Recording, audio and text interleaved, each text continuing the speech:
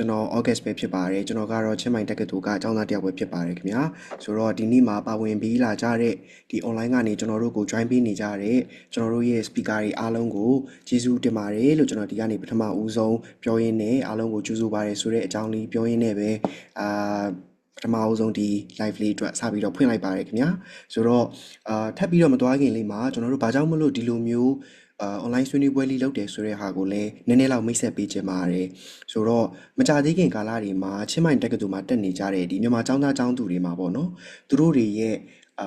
Facebook မှာပဲဖြစ်ပါစေ Instagram မှာပဲဖြစ်ပါစေတင်ထားတဲ့ပုံတွေကိုခိုးယူပြီးတော့မှဒါအယောင်ဆောင် account တွေဖွင့်ကြတယ်အဲ့ဒီကနေငွေကြီးလိမ်လည်မှုတွေကိုလုပ်ကြတယ်ပြီးသွားတဲ့အခါကျရင် online မှာတင်ထားတဲ့ဓာတ်ပုံတွေကိုယူပြီးတော့ online harassment တွေလုပ်ကြတယ်ဆိုတဲ့ဟာမျိုးကျွန်တော်တို့ Burma Student Association ချင်းမိုင် University အဖွဲ့အနေနဲ့စပြီးတော့သတိပြုခဲ့မိပါတယ်ဆိုတော့ကျွန်တော်တို့ရှီကိုရောက်လာတဲ့အကြောင်းကြားမှုတွေ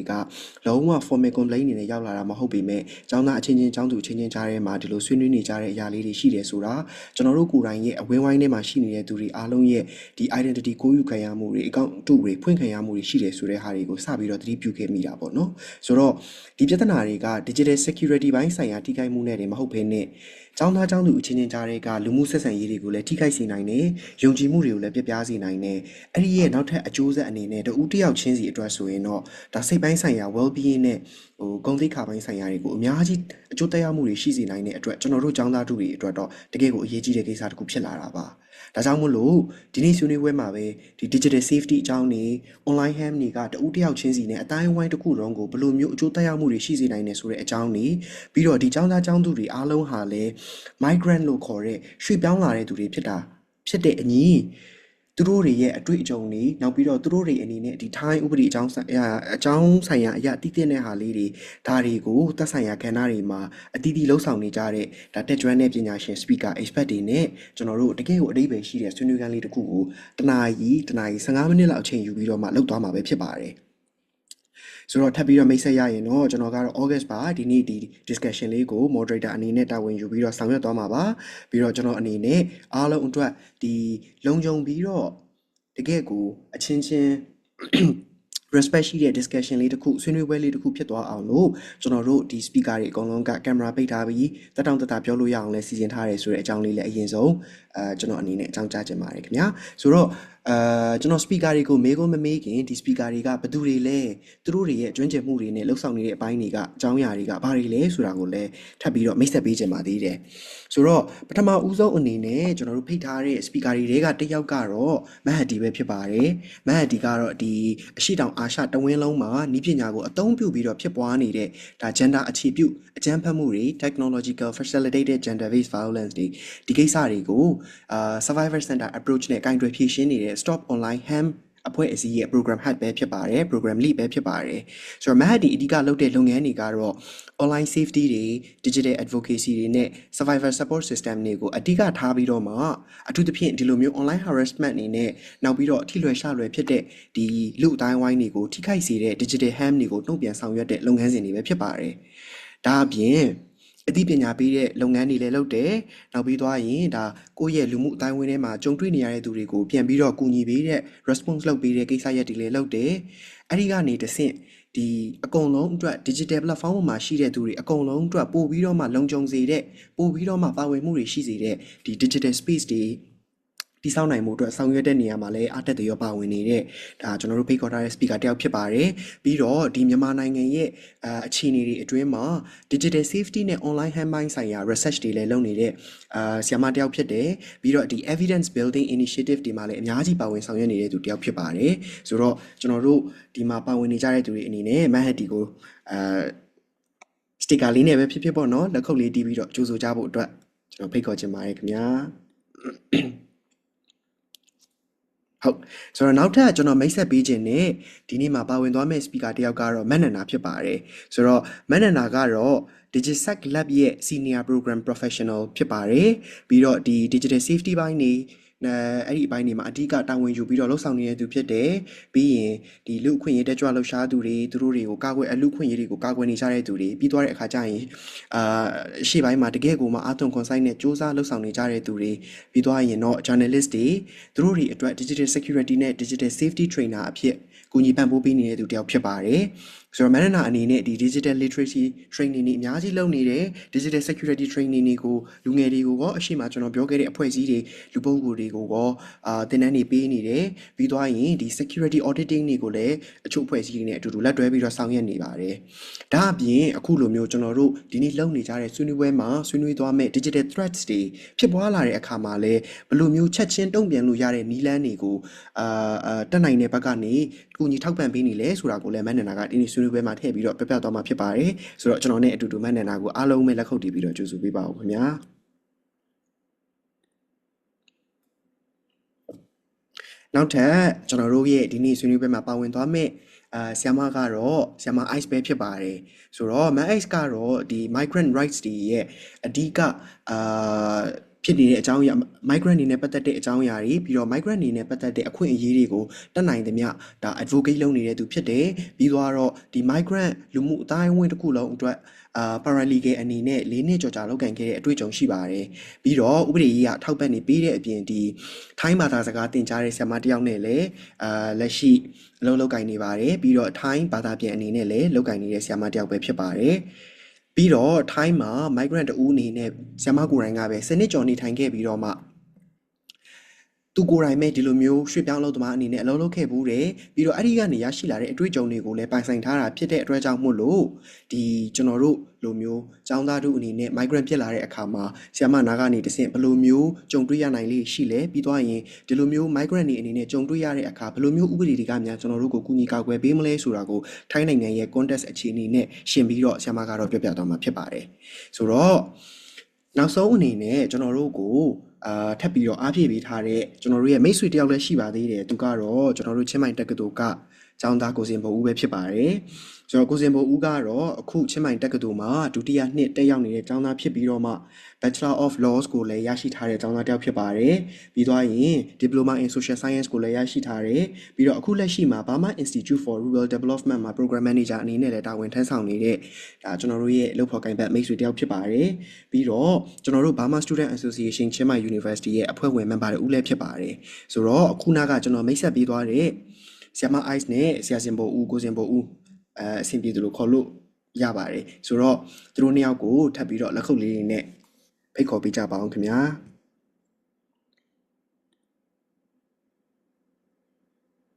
ဟုတ်ဆိုတော့ကျွန်တော်ဘက်ကဒီနေ့မှာပါဝင်ပေးတဲ့ speaker တွေအားလုံးကိုမိတ်ဆက်ပေးပြီးသွားပြီဆိုတော့ထပ်ပြီးတော့ပဲလေးလေးနက်နက်လေးဖြစ်သွားအောင်အားလုံးကိုဒီကနေကျွန်တော်တို့ရဲ့ဆွေးနွေးပွဲရဝင်းလေးကနေကြိုဆိုလိုက်ပါတယ်လို့ပြောချင်ပါတယ်ပြီးတော့ကျွန်တော်တို့ချင်းမိုင်တက္ကသိုလ်ကျောင်းသားအဖွဲ့အစည်းကနေဒီလိုမျိုးလောက်ကြတဲ့ဆွေးနွေးပွဲလေးကိုလည်းအချိန်ပေးပြီးတော့ပါဝင်ပေးတဲ့အတွက်ကျေးဇူးတင်ပါတယ်လို့ထပ်ပြီးတော့ပြောချင်ပါတယ်ဆိုတော့အချိန်လေးလဲကျွန်တော်မိတ်ဆက်ရင်းနဲ့နည်းနည်းလင့်သွားပြီဆိုတော့လေကျွန်တော်တို့ရဲ့ဆွေးနွေးပွဲလေးကိုစလိုက်ကြတာပေါ့နော်ဆိုတော့ခုနကကျွန်တော်တို့ကိုစင်ဘိုဦးကိုတော့နောက်ဆုံးအနေနဲ့မိတ်ဆက်ခဲ့ပေမဲ့မိကုန်းလေးမေးတဲ့အခါမှာကတော့ကိုစင်ဘိုဦးကိုပထမဦးဆုံးအနေနဲ့ကျွန်တော်တို့စပြီးတော့မေးချင်ပါတယ်ဆိုတော့ကျွန်တော်တို့ချင်းမိုင်တက္ကသိုလ်မှာအရှိမမိတ်ဆက်ခဲ့တယ်လို့မျိုးပဲလာပြီးတော့တက်နေကြတဲ့မြန်မာကျောင်းသူကျောင်းသားတော်တော်များများဟာဒီလိုမျိုး online ကနေတဆင့်ချင်းချောက်မှုတွေကြုံနေရတယ် identity ခိုးခံရတာတွေကြုံနေရတယ်နောက်ပြီးရင် impersonation နဲ့ပတ်သက်တဲ့ဟာတွေကြုံနေရတယ်ပေါ့နော်ဆိုတော့ကိုစင်ဘိုဦးကိုယ်တိုင်အနေနဲ့ကောဒီလိုမျိုးကိုယ့်ရဲ့ live experience ရှိတဲ့ကိုယ်တိုင်ကြုံတွေ့နေရတဲ့အတွေ့အကြုံတွေအရာကျွန်တော်တို့ဒီချင်းမိုင်တက္ကသိုလ်မှာတက်နေတဲ့ကျောင်းသူကျောင်းသားအတိုက်ဝင်ကြားထဲမှာဘယ်လိုမျိုး impersonation ကိစ္စရပ်တွေဖြစ်ပွားနေလဲနောက်ပြီးရင်အဲ့ဒါတွေကနေဘယ်လိုကိစ္စတွေကိုဆက်ပြီးတော့မှချိတ်ဆက်နေလဲပြီးတော့ကျွန်တော်တို့အချင်းချင်းကြားထဲမှာယုံကြည်မှုတွေနဲ့ဆက်သွယ်ရေးဆက်ဆံရေးတွေကိုဘယ်လိုမျိုးများအကျိုးသက်ရောက်မှုတွေရှိစီလဲဆိုတာကိုစပြီးတော့မျှဝေပေးပါအောင်အခုHello မင်္ဂလာပါဟုတ်မင်္ဂလာပါ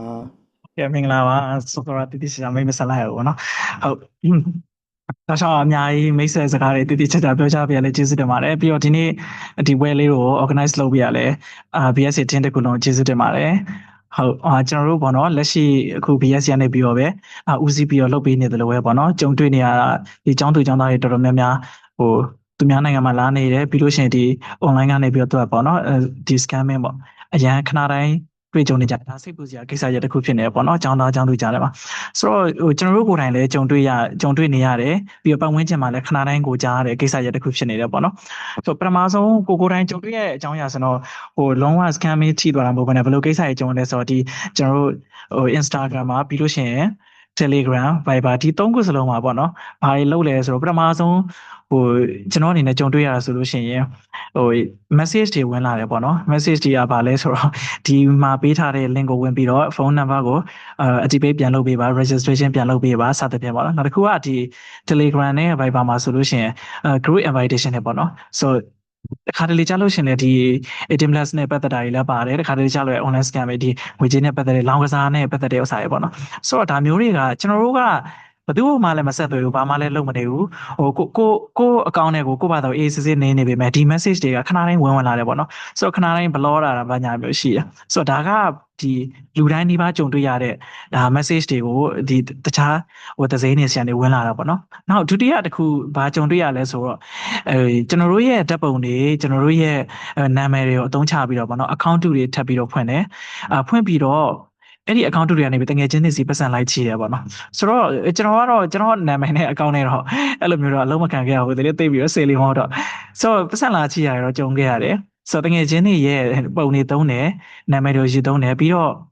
သူတို့လိုဟန်ဆောင်ပြီးတော့ပေါ့နော်ကျွန်တော်တို့စီကိုပတ်စံလာချီတာမျိုးတွေဒါတကယ်ချင်းနေကြမှာကြုံတွေ့ခဲ့ရတယ်ဆိုတော့ကျွန်တော်တို့တချို့ဆိုရင်ချက်ချင်းတောင်သိရမဟုတ်ဘူးလို့နော်2ရက်3ရက်နေမှပတ်စံနေတကယ်ချင်းနဲ့ချေးပေးလာပြီးမှပေးပေးလာပြီးရကြမှာအဲဥစ္စာကaccount ဖြစ်တယ်ဒါအလိန်ခံလိုက်ရတယ်ဆိုတာမျိုးသိကြတာဒါဒုတိယတစ်မျိုးပေါ့လေ account တွေဖွင့်ပြီးတော့လုပ်တာနောက်ထပ်တစ်မျိုးကြပါလဲဆိုတော့ကျွန်တော်တို့တမင်တက်ပေါ့နော် online ကနေပြီးတော့ဒီကျွန်တော်တို့ရဲ့ identity ကိုသုံးပြီးတော့မှတခြားလူတွေကိုသွားပြီးတော့တိုက်ခိုက်တာပြောဆိုတာစသဖြင့်မနော် fake account တွေနဲ့ပြောတာရှိတယ်ဆိုတော့လူမှုစံရေးမှာဘာတွေထိခိုက်လဲဆိုတော့ပထမဆုံးတိတာထင်တာမြင်တာတဲ့အချက်ကတော့ပထမတစ်ခုကအပေါင်းအသင်းတွေကြားမှာမျက်နှာပြရတယ်ဒီပထမငွေကြေးလိမ်လည်တဲ့ကိစ္စမှာဆိုလို့ရှိရင်လည်းပဲကျွန်တော်တို့ကိုယ်တိုင်ပတ်စံမကြည့်လိုက်ရပေမဲ့ဗျာကိုဆိုပြီးတော့ယုံကြည်ပြီးတော့တကယ်ချင်းကပတ်စံပေးလိုက်တယ်ဆိုတော့ဒီမှာအားနာစရာတွေဖြစ်တယ်ပေါ့နော်နောက်တစ်ခုကတော့ဆုံးရှုံးမှုပေါ့လေဒါကိုပေးလိုက်တဲ့လောက်ပမာဏ300 400နဲ့ပြီးတော့ထောင်ကနန်းအထိပေါ့နော်3000တော့ပါဘူးရပေါ့နော်တကယ်ချင်းတရားဆိုတော့အဲ့လိုမျိုးဆုံးရှုံးငွေကြေးတွေလည်းဆုံးရှုံးရတယ်အပေါင်းအသင်းတွေကြားမှာမျက်နှာပြမိတ်ဆွေပြရတာမျိုးတွေလည်းကျွန်တော်တို့ကြုံရတယ်ပေါ့နော်ဒါအကြောင်းသားတူတွေကြားထဲမှာလက်ရှိကြုံနေရတဲ့အကြောင်းတရားတွေပေါ့နော်ဆိုတော့ဘာဆက်လုပ်ကြလဲဘယ်လိုတွေဖြစ်ကြလဲဆိုတော့အကုန်လုံးကတော့ပါသွားပြီဆိုတော့Facebook ပေါ်မှာတင်တယ် Instagram မှာတင်တယ်ဒါမဟုတ်တဲ့အကြောင်းပေါ့နော်ဒါ report 1 2ပေးကြပါ account ဖြစ်တဲ့အကြောင်းကျွန်တော်တို့ကတော့တတ်နိုင်တယ်များဒီလိုပဲလုပ်ခဲ့ကြတာပေါ့လေကျွန်တော်ဥပဒေပိုင်းဆိုင်ရာတိုင်တာတောတာပိုင်းညာအထိတော့ကျွန်တော်ကတော့မကြုံခဲ့ဘူးပေါ့လေဒါပေမဲ့ကျွန်တော်တို့ပြန်လုပ်တာကတော့ response လုပ်တာတော့အဲ့ဒီ account ကို report ထုတယ်ပြီးလို့ရှိရင်နှိစက်ရတငယ်ချင်းတွေအားလုံးကိုအကြောင်းကြားတယ်ပြောပြပေးရပေါ့နော်ဒါကျွန်တော်တို့အကြောင်းသားတွေအနေနဲ့လက်ရှိတွေ့ကြုံပြီးတော့ကိုယ်တိုင်ဖြည့်ရှင်းနေကြတဲ့ပုံမှန်ပေါ့နော်ရေဘူးရအဖြစ်လုပ်နေကြတဲ့ဖြစ်ရလေးဖြစ်ပါတယ်ဟုတ်ကျေးဇူးပါကိုစင်မိုးရေအခုလက်ရှိကျွန်တော်တို့ချင်းမိုင်တက်ကတူမှာတက်နေကြတဲ့မြန်မာကျောင်းသူကျောင်းသားတွေအချင်းချင်းကြားထဲမှာဘာတွေကြုံတွေ့နေရလဲဆိုတာကိုတကယ်ကိုမှဒါထဲထဲဝင်ဝင်နဲ့ပြောပြပေးသွားတာပေါ့နော်ကိုယ်တိုင်ကြုံတွေ့ခဲ့ရတဲ့အတွေ့အကြုံတွေလည်းရှိသလိုကိုယ့်ရဲ့မိတ်ဆွေတငယ်ချင်းတွေထဲမှာကြုံတွေ့ရတဲ့သူမျိုးတွေလည်းရှိတယ်ဆိုတာကိုပါသွားအောင်ပြောပြပေးသွားတာဖြစ်ပါတယ်ဆိုတော့ကိုစင်မိုးပြောသွားတဲ့အထဲမှာဆိုရင်ဒါ link တွေကနေဝင်ခိုင်းပြီးတော့မှကိုယ့်ရဲ့ Instagram account ကိုဟက်ဖို့အတွက်လုပ်တာလားဒါမှမဟုတ်ရင်ဒီ Telegram group တွေဘာတွေကနေတဆင့်ဒါ link ပိုင်းဆိုင်ရာအရာမသိတော့တဲ့အရာမျိုးတွေ message တွေဝင်လာတာလားပေါ့နော်ဆိုတော့ဒါတွေကြုံတွေ့ရဆိုတဲ့ဟာမျိုးတွေလည်းရှိတယ်ပြီးသွားတဲ့အခါကျရင်ဓာတ်ပုံတွေယူပြီးတော့မှ account တွေဖွင့်နေပြီးရင်တခြားတငယ်ချင်းတွေနာကပတ်စံချီးတယ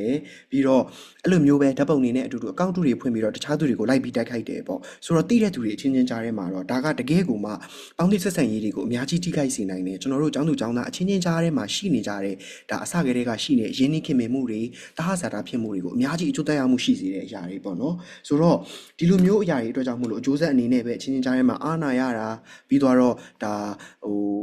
တွားပြီးတော့ပတ်စံချီးတဲ့သူတွေအနေနဲ့ယုံကြည်ပြီးတော့ချီးလိုက်မိတဲ့အခါမှာငွေကြီးဆုံးရှုံးသွားတဲ့အရာတွေအများကြီးရှိတာပေါ့ဆိုတော့ဒါကတော့ကျွန်တော်တို့ချင်းမိုင်တက္ကသိုလ်မှာအခုလက်ရှိတက်ရောက်နေတဲ့ကျောင်းသူကျောင်းသားတွေတွေ့တဲ့ကြုံတွေ့နေရတဲ့အတွေ့အကြုံတွေဖြစ်ပါတယ်ဆိုတော့အဲ့ဒီအတွေ့အကြုံတွေနဲ့တဆင်ကျွန်တော်တို့ကတော့ဒီမှာတက်ကျွမ်းတက်တိနားလေတဲ့ပညာရှင်တွေနာကနေတခါတည်းအကူအညီတောင်းသွားခြင်းပါတယ်ပေါ့နော်ဆိုတော့လေခုနကကိုစင်မို့ပြောသွားတဲ့အတိုင်းပဲဒီမှာပါဝင်နေကြတဲ့ဆရာဆရာမတွေလည်းကြားလိုက်တဲ့အခါမှာကျွန်တော်ရဲ့ဒုတိယမေးခွန်းလေးကိုတော့Digital Set Lab ကဆရာမနန္ဒာနာကိုချက်ချင်းပဲဥတီသွားလိုက်ခြင်းပါတယ်ဆိုတော့မန်နန္ဒာအနေနဲ့ခုနကကိစ္စရက်တွေကြားပြီးသွားတဲ့အခါမှာကျွန်တော်တို့ကျောင်းသားတို့ကိုဒီကျွန်တော်တို့လက်ရှိသုံးနေကြတဲ့ social media account တွေနောက်ပြီးတော့ကျွန်တော်တို့ရဲ့ online ကဒါ identity တွေဖြစ်တည်မှုတွေကိုကာကွယ်ဖို့အတွက်ဘယ်လိုမျိုး digital security လိုက်နာရမယ့်နည်းလမ်းတွေကိုအထူးပြုဂရုစိုက်ပြီးသုံးဖို့အတွက်အကြံလေးတွေပေးခြင်းပါလေအမ呀，ဆိုတော့ကျွန်မအပိုင်းစမယ်ပေါ့နော်ဆိုတော့လုံခြုံရေးအရင်ကာကွယ်ကြဆိုလုံခြုံရေးအရင်ကာကွယ်ကြဆိုရင်တော့ပထမဦးဆုံးအကြံပြုချင်တာကဘာလို့များဒီ university ကျောင်းသူကျောင်းသားတွေက target အနေနဲ့သူများတွေထပ်ပို့ပြီးတော့ target ဖြစ်နေရတယ်ပေါ့နော်ဆိုuniversity ကျောင်းသူကျောင်းသားတွေကကျမတို့တကယ်ကြရင်ဒီကျောင်းသားကျောင်းသူအတိုင်းဝိုင်းဒီသူများ community trust လဲပုံမြင်နေပြီးတော့ group တွေလဲ community size ကလည်းကြီးတယ်ကျမတို့အပြင်ကတငယ်ချင်းတယောက်ကနေငွေလန်းချီတာနဲ့ကိုယ့်ရဲ့ကျောင်းသား community ထဲမှာရှိနေတဲ့လူတယောက်ပုံစံနဲ့ချင်းကပ်ပြီးတော့ပတ်စံချီရဲဆိုလို့ရှိရင်ကျမတို့ကအပြင်လူကိုဒါသွားပြီးတော့စစ်ဆေးမိချင်းစစ်ဆေးမိလိမ့်မယ်ကိုယ့်တငယ်ချင်းချင်းပဲဆိုပြီးတော့ကျမတို့က trust level high ဖြစ်တယ်ဒါကြောင့်ကတပိုင်းနောက်ပြီးကျကျမတို့ကဒီ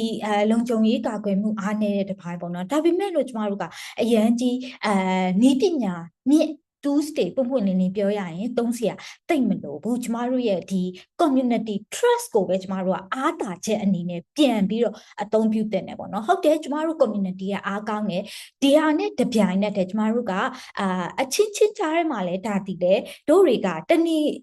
တငယ်ချင်းဒီပတ်စံချီးတယ်ဆိုလို့ရှိရင်ငါကတနေရာကနေပြီးတော့ပြန်မေးတာဒီမယုံလို့မဟုတ်ဘူး is double check ကျမတို့ဒါကိုတခုခုမှတို့နှစ်ယောက်လုံးဆုံးရှုံးမှုမဖြစ်အောင်လို့စစ်ဆေးတယ်ဆိုတဲ့ဟာကိုလည်းဒီအတိုင်းဝိုင်းကြားထဲမှာဒီ culture လေးကိုစပြီးတော့သုံးတင်တယ်ပေါ့နော်ဒီမှာကျမအစအဆုံးကြံပေးချင်တာကတော့နီးပညာဘက်ကအသုံးပြုလို့ရတဲ့နီးလန်းကတကယ်ပြောရရင်ရှားပါတယ်เนาะကျမတို့ဒီ fake account တွေ impersonation တွေကတကယ်ကျတော့ human behavior ကိုမှပို့ပြီးတော့ target ထားကြတာအာယုံစိုက်ပြီးတော့တိုက်ခိုက်ကြတာဖြစ်တယ်ကျမတို့ကျောင်းသူကျောင်းသားတွေဒီပုံမှန်နေ့တူကအလုံးလုံးတာနဲ့မတူညီတဲ့တခြားသော anxiety တွေရှိကျမတို့ဒီငွေကြေးဆိုင်ရာပြဿနာเนาะပြီးတော့ကျမတို့ကျောင်းနဲ့အလုံးနဲ့တွဲလုံနေရတဲ့လူတွေရှိမယ် deadline တွေပြဿနာမိသားစုနဲ့အဝေးမှာနေရတဲ့အတွက်ကြောင့်မလို့မိသားစုကိုလွမ်းဆွတ်တဲ့အကြောင်းအရာတွေဒီလိုမျိုးကိစ္စတွေကအများကြီးရှိတဲ့အတွက်ကြောင့်မလို့ကိုယ်ငယ်ချင်းတယောက်ကကိုယ့်ကိုအကူအညီတောင်းလာပြီဆိုတာနဲ့ကျမတို့ကချက်ချင်းကူညီကျင်ကြတာချက်ချင်းကိုကူညီကျင်ကြတာပေါ့နော်ဒီဟာကိုဘလို့မှလှစ်ပြီးမရှုနိုင်တဲ့အခြေအနေဖြစ်ပါတယ်ပေါ့နော်အဲ့တော့ပထမဦးဆုံး behavior ကတော့ပထမဦးဆုံးတိဆောက်တဲ့နာကတော့ကာချာလေးတစ်ခုပါပဲပေါ့နော်ဒီကာချာကိုလည်းကျမတို့ကရုပ်ဆိုအကြီးတန်းတဲ့ကာချာမဖြစ်ဘူးကျမတို့ဒီအတိုင်းဝိုင်းကြားထဲမှာလည်းတဖြည်းဖြည်းနားလဲလာမယ်ပေါ့နော်ဒါဒီတနေရာကနေတစ်ခုခုအကူအညီတောင်းတာဒီတေချာအောင်လို့တငယ်ချင်းမင်းမတေချာအောင်လို့မင်းကိုမယုံကြည်လို့မဟုတ်ဘူးတို့တွေကဒါအများကြီးချိန်ကြီးရရက်ကိုခရီးဆိုင်နေရတဲ့အနေအထားဖြစ်တဲ့အတွက်နံပါတ်1ကျမအကြံပေးချင်တာကတော့ double checking လုပ်တာပေါ့နော်ဆိုတော့ကျမတို့နေရာပေါင်းစုံရှိမယ်လေနော်ကိုတငယ်ချင်းနဲ့ကိုက Facebook မှာလည်းတငယ်ချင်းဖြစ်နေမှာပဲ Telegram မှာလည်း maybe ရှိနေမှာပဲInstagram မှာလည်းရှိနေမှာပဲအဲ့တော့ကိုကျမတို့ကခုနပြောတဲ့အချိန်မှာအကောင့်ကျိုးပေါက်မှုက3မျိုးရှိတယ်ပထမတစ်ဆင့်ကကြာကျမတို့ fake လုပ်ခံရတာ fake လုပ်ခံရတာလို့ဘယ်လိုတော့ဘယ်အခြေအနေမှာ fake လုပ်ခံရလာလဲဆိုရင်ကျမတို့ရဲ့ ID တွေကိုအသုံးချမခံရသေးဘူး like ကျမတို့မျက်နှာပုံစံနဲ့အကောင့်တူဖွင့်ခံရမယ်ဒီလို level တစ်ခုပေါ့နော်နောက် level တစ်ခုကကြာကျမတို့ impersonate လုပ်ခံရအဲ့ချိန်ကျရင်တော့ तू ကကျမတို့ရဲ့ ID တွေကိုတနည်းတစ်ဖုံနဲ့သူတို့လက်ထဲကိုရောက်သွားအဲ့အတွက်ကြောင့်လို့သူတို့တွေကကျမတို့ ਨੇ ပို့ပြီးတော့အစ်စ်သဘောမျိုးတူလာအောင်အတုအယောင်ကိုအယောင်ဆောင်လိုက်လို့ရနောက်တစ်ခုကကြတော့ကျမတို့တွေအကောင့် hack ခံလိုက်ရတာပေါ့နော်ဒီလိုအကောင့် hack ခံလိုက်ရတဲ့အချိန်မှာဆိုလို့ရှိရင်ဘလောက်ပဲမြန်ဆန်တဲ့ hacking ဖြစ်ပါပါစေသူတို့ဒီတစ်ခုကိုရသွားတယ်ဆိုလို့ရှိရင်ဒါက attacker ရဲ့ behavior ပေါ့နော်တစ်ခုကိုရသွားရင် Facebook account တစ်ခုကိုရသွားရင်နောက်တစ်ခုကိုဆက်ပြီးတော့ hack ဖို့တဲ့ရလာတဲ့ချက်ချင်းလောက်လိုက်တဲ့ account တစ်ခုပေါ်မှာ benefit ရအောင်အကျိုးမြတ်ရအောင်ကြိုးစားလေးရှိကြတယ်အဲ့တော့ကျမတို့မှာအချိန်ရှိတယ်လို့ပြောချင်ပါတယ်ပေါ့နော်ကိုယ့်ဘက်ကနေပြီးတော့တစုံတစ်ခုများ message ရလာပြီးအရန်ကို urgency ဖြစ်တယ်ကိုညီမဖြစ်တော့မယ်ကိုအတွက်သူ့အတွက်ကိုကပဲရှိတော့တယ်ဒီလိုမျိုးစိတ်ခံစားမှုကိုဖြစ်ပေါ်စေတဲ့ချင်းကပ်မှုမျိုးဆိုလို့ရှိရင် yes ကျမတို့ကူညီမှာဒါပေမဲ့လို့ဒီနေရာကနေမဟုတ်တဲ့တခြား channel တခုတခြား communication တခုတခြားနေရာကနေ double check လုပ်ဖို့တိုက်တွန်းခြင်းနဲ့နောက်တစ်ခုကတော့ကျမတို့တွေကဲများ failure ဖြစ်သွားတယ်ပေါ့နော် failure ဖြစ်သွားတယ်ဆိုလို့ရှိရင်ကိုအရန်ကြီးအပြစ်မတင်ဖို့ပါတခါလေကြာကျမတို့ကငါကလေးနှိပ်လိုက်မိလို့ငါအကောင့်ကိုသူများတကာကငါပုံစံနဲ့တငယ်ချင်းက ပတ်စံအကြီးခံလိုက်ရတယ်ဆိုတော့ကိုအပြစ်မတင်ဖို့ပေါ့နော်ဆိုတော့ကျမဒီနေရာလေးမှာခဏရက်မယ်ဆိုတော့ August စီမှာထပ်တိုး question တွေရှိမယ်လို့မျက်နှာလေးကထင်နေတယ်ပေါ့နော်ဆိုတော့ August ကိုမေးခွန်းလေးဖြည့်ဆွတ်ပြီးတော့မေးခွန်းပြုပါတယ်ဟုတ်ကဲ့ပါရှင့် ဟုတ်ကဲ့ပါအမကျေးဇူးအများကြီးတင်ပါတယ်တကယ်ကိုမလီအခြေခံကြပြီးတော့လောက်ရတာလည်းလွယ်ကူတဲ့အမသုံးသွားတဲ့စကားလုံးလေးကိုလည်းကျွန်တော်ကြိုက်တယ်ရုပ်ဆိုးအကြီးမတန်တဲ့ culture လေးပေါ့နော်ဆိုတော့အဲ့ဒါလေးကိုအကြံပြုသွားတဲ့အတွက်တကယ်ကိုကျေးဇူးတင်ပါတယ်အမဆိုတော့အမပြောတာလေးကိုပဲကျွန်တော်ပြန်ပြီးတော့မှ summarize ပြန်လုပ်ရမယ်အချင်းပြန်ချုပ်ရမယ်ဆိုရင်တော့ဒါကျောင်းသားအချင်းချင်းကြားထဲမှာယုံကြည်မှုတွေအများကြီးရှိကြတယ်ပြီးတော့တယောက်နဲ့တယောက်အချင်းချင်းအရန်ကူညီကျင်ကြရတယ်ဆိုတော့ဒါဟာကျွန်တော်တို့ရဲ့အားသာချက်ပဲကျွန်တော်တို့ရဲ့ community ထဲမှာရှိနေတဲ့ဒါ trust တစ်ခုပဲဆိုတော့အဲ့ဒီဟာလေးကိုပဲကျွန်တော်တို့ကနောက်ထပ် culture တစ်ခုအနေနဲ့ပြောင်းပြီးတော့သုံးလိုက်ကြဖို့ပေါ့နော်ဆိုတော့ platform တစ်ခုကနေလာပြောရင်နောက်တစ်ခုကနေပြန်ပြီးတော့ check ကြမယ်ဆိုတဲ့ဒီ digital culture လေးလိုပဲဆိုကြပါစို့ဒါလေးတွေကိုလုပ်ကြမယ်ဆိုတဲ့အရာမျိုးလေးအကြံပြုသွားတာတကယ်ကိုအသုံးဝင်တဲ့အရာလေးပါအမဆိုတော့နောက်ထပ်ထပ်တိုးမေးခွန်းလေးကတော့ရှိပါသေးတယ်အမဒါပေမဲ့ကျွန်တော်တို့အလှည့်လေးနဲ့ပြန်လာပြီးတော့အမကိုအဲ့ဒီစိတ်ဝင်စားစရာမေးခွန်းလေးထပ်မေးပါအောင်မယ်ဟုတ်ကဲ့ပါရှင်ဟုတ်ကဲ့ပါအမဆိုတော့အရှိမကိုစင်ဘူကတော့ကျွန်တော်တို့လက်ရှိချင်းမိုင်တက္ကသိုလ်မှာတက်နေကြတဲ့ကျောင်းသူကျောင်းသားတွေဒီလိုမျိုး identity တွေခိုးယူခံရတယ်အကောင့်တွေဖွင့်ခံရတယ်ပြီးသွားရင်ဒါလေးမိုင်းဆိုင်ရာအရာမသိတော်တဲ့ပုံရိပ်တွေဗီဒီယိုတွေဒါမျိုးတွေအပုတ်ခံရတယ်ဆိုတဲ့အရာမျိုးဒါတွေကိုကြုံတွေ့နေရတယ်ဆိုတဲ့အကြောင်းပြောပြသွားပါတယ်ပြီးတော့မန်နန္ဒာကတော့ဒီလိုမျိုးတွေကြုံတွေ့ရတဲ့အခါမှာကျွန်တော်တို့တွေအနေနဲ့တက်နိုင်ညဘယ်လိုမျိုးများ protect လုပ်လို့ရမလဲဆိုတာကိုတကယ်ကိုလက်တွေ့ကြတဲ့အကြောင်းအရာလေးတွေအကြံပြုသွားတာပေါ့နော်ဆိုတော့အဲ့ဒီမှာကျွန်တော်နောက်ထပ်လေးသတင်းချက်လေးတစ်ခုပေးရင်းနဲ့နောက်ထပ်မေးခွန်းလေးတစ်ခုမေးချင်တာကတော့ကျွန်တော်တို့ဒီလိုကြုံတွေ့နေရတယ်လို့သိရတဲ့အခါမှာကျွန်တော်တို့ဘက်ကအကြမ်းပြင်းအခြေခံ survey လေးတစ်ခုလည်းလုပ်ခဲ့ပါတယ်ဆိုတော့အဲ့ဒီ survey ထဲမှာဖြေဆိုတဲ့သူတွေအနေနဲ့နာမည်တွေထည့်ပြီးတော့ပြောစရာမလိုဘူးဘယ်ဌာနတွေကနေဖြစ်တယ်ဆိုတာကိုပြောစရာမလိုပါဘူးဆိုတော့လုံးဝ anonymously ဖြေလို့ရတဲ့ survey လေးတစ်ခုဖြစ်ပါတယ်အဲ့ဒီထဲမှာဖြေဆိုထားတဲ့သူတွေတော်တော်များများက main ကလေးတွေဖြစ်ကြပါတယ်ဆိုတော့ဒီ main ကလေးတွေရဲ့ဖြေဆိုထားတဲ့ response တွေကိုကျွန်တော်တို့ပြန်ပြီးတော့ကြည့်လိုက်တဲ့အခါမှာသူတို့အနေနဲ့ပို့ပြီးတော့ target ထားခံရတယ်သူတို့ကိုယ်တိုင် target ထားခံရတယ်ဆိုတဲ့ response တွေကိုလည်းကျွန်တော်တို့တွေးခဲ့ရပါတယ်အဲ့ဒီတော့ဒီမေးခွန်းလေးကပို့ပြီးတော့မှဒီ gender ဘိုင်းကိုdigital safety ဘိုင်းနေ digital inclusion ဘိုင်းနေနဲ့လုပ်နေတဲ့ method ဒီကိုကျွန်တော်ဒီမေးခွန်းလေးကိုပို့ပြီးတော့ UTB မေးချင်ပါတယ်ဆိုတော့ကျွန်တော်တို့ဒီလိုမျိုးចောင်းသားအတိုင်းဝိုင်းထဲမှာကြုံတွေ့နေရတဲ့ impersonation တွေပြီးတော့ online scamming တွေပြီးတော့ရင်ဒီလိုမျိုးလိမ်မိုင်းဆိုင်ရာအရမတင်တော်တဲ့ညဉ့်ညံတဲ့အရာတွေပို့တာတွေအကောင့်ဟက်ခံရတာတွေအဲ့ဓာတွေကဘာကြောင့်မလို့များဒီလိုမျိုးmain ကလေးတွေကိုပို့ပြီးတော့ဥတီစေနိုင်တဲ့အချက်လက်တွေဖြစ်နိုင်တယ်လို့အမအနေနဲ့သုံးသပ်တယ်လေပြီးတော့ဒီလိုမျိုးဥတီခံရတဲ့ main ကလေးတွေအနေနဲ့ဒါစိတ်ပိုင်းဆိုင်ရာအရာထိခိုက်မှုတွေပြီးတော့ဒီလိုမျိုး gender base ကြောင့်ဖြစ်လာတဲ့ကိစ္စရပ်တွေကြောင့်မလို့ထပ်ပြီးတော့ကြုံတွေ့နိုင်ရတဲ့ဒီလိုreputation ပိုင်းဆိုင်ရာပေါ့နော်ဂုဏ်သတင်းပိုင်းဆိုင်ရာအရာထိခိုက်မှုတွေဘယ်လိုမျိုးတွေများရှိနိုင်မယ်လို့အမအနေနဲ့ယူဆလဲဆိုတဲ့အရာမျိုးလေးလေကျွန်တော်ဒီ gender shootout လေးကနေမေးခွန်းလေးမေးချင်ပါတယ်ဗျဟုတ်ကျေးဇူးပါဒီလိုမျိုးအရေးကြီးတဲ့ဒီ session ကို organize လုပ်ပေးရအောင်ပြီးတော့ stop online ham ကိုဖိတ်ပေးရတော့ကျေးဇူးအများကြီးတင်ပါတယ်ဆိုတော့ခုနကAugust ပြောသလိုမျိုးပဲဒီအမျိုးသမီးတွေmain ကလေးတွေကိုပို့ပြီးတော့ target ထားခံရတယ်ဆိုတဲ့ကိစ္စပေါ့နော်ဆိုတော့အဲ့ဒါကလေဒီအမတို့ရဲ့ဒီ stop online ham က support ပေးတဲ့လုပ်ငန်းစဉ်တွေမှာရောအမတို့ရဲ့ research တွေမှာရောတွေ့ရတဲ့တွေ့ရှိချက်လည်းဖြစ်တယ်ပေါ့နော်ဆိုတော့ဒီမှာကတခုသဘောပေါက်ရမှာကဒီ online ham ကဒီရှိနေတဲ့ဒါ social attitudes တွေ power dynamics တွေကိုလည်းဒီ online မှာဖြစ်နေရဆိုပေမဲ့ offline မှာရှိနေတဲ့ social attitudes တွေ power dynamics တွေကိုလည်းအများကြီးတက်ရောက်မှုအများကြီးရှိရပေါ့နော်ဆိုတော့ခုနပြောခဲ့တာတွေကိုပြန်ပြီးတော့ကောက်ရမယ်ဆိုလို့ရှိရင်ဒီခုနောက်ပိုင်း account တွေလောက်တာတွေနောက်ဒီ online လိမ်လည်မှုတွေကပို့ဖြစ်များလာတယ်လူမှုပတ်ဝန်းကျင်အလွှာအစုံပေါ့နော်စိတ်ပိုင်းဆိုင်ရာလူမှုရေးပိုင်းဆိုင်ရာနောက်ခုနပြောတဲ့ငွေကြေးပိုင်းဆိုင်ရာနောက်စိတ်ခံစားချက်ပိုင်းဆိုင်ရာအရာကြီးကြီးမားမားအများကြီးတက်ရောက်မှုတွေရှိရပေါ့နော်ဆိုတော့ကျမတို့ဒီ stop online ham ကလည်းဒီစစ်တမ်းကောက်ယူမှုတွေ research တွေလုပ်တဲ့အတွေ့အကြုံတွေနဲ့ဒီ helpline အတွေ့အကြုံတွေအရာဆိုလို့ရှိရင်ဖြေဆိုတဲ့သူအရောက်ထောင်ကျော်ထဲမှာဒီ30%ပတ်ဝန်းကျင်ကခုနကပြောတဲ့ဒီ impersonation ကိစ္စတွေပေါ့နော် impersonation ပြုလုပ်ခံရတဲ့ကိစ္စတွေကိုကြုံရတယ်ဒါမှမဟုတ်လို့ရှိရင် account 2နဲ့ ပတ်သက်တဲ့ online အကြမ်းဖက်မှုတွေကြုံတွေ့ရတယ်ပေါ့နော်ဆိုတော့ account တုပြုလုပ်ခံရတာဒါမှမဟုတ်လို့ရှိရင် account တုကနေတစ်ဆင့်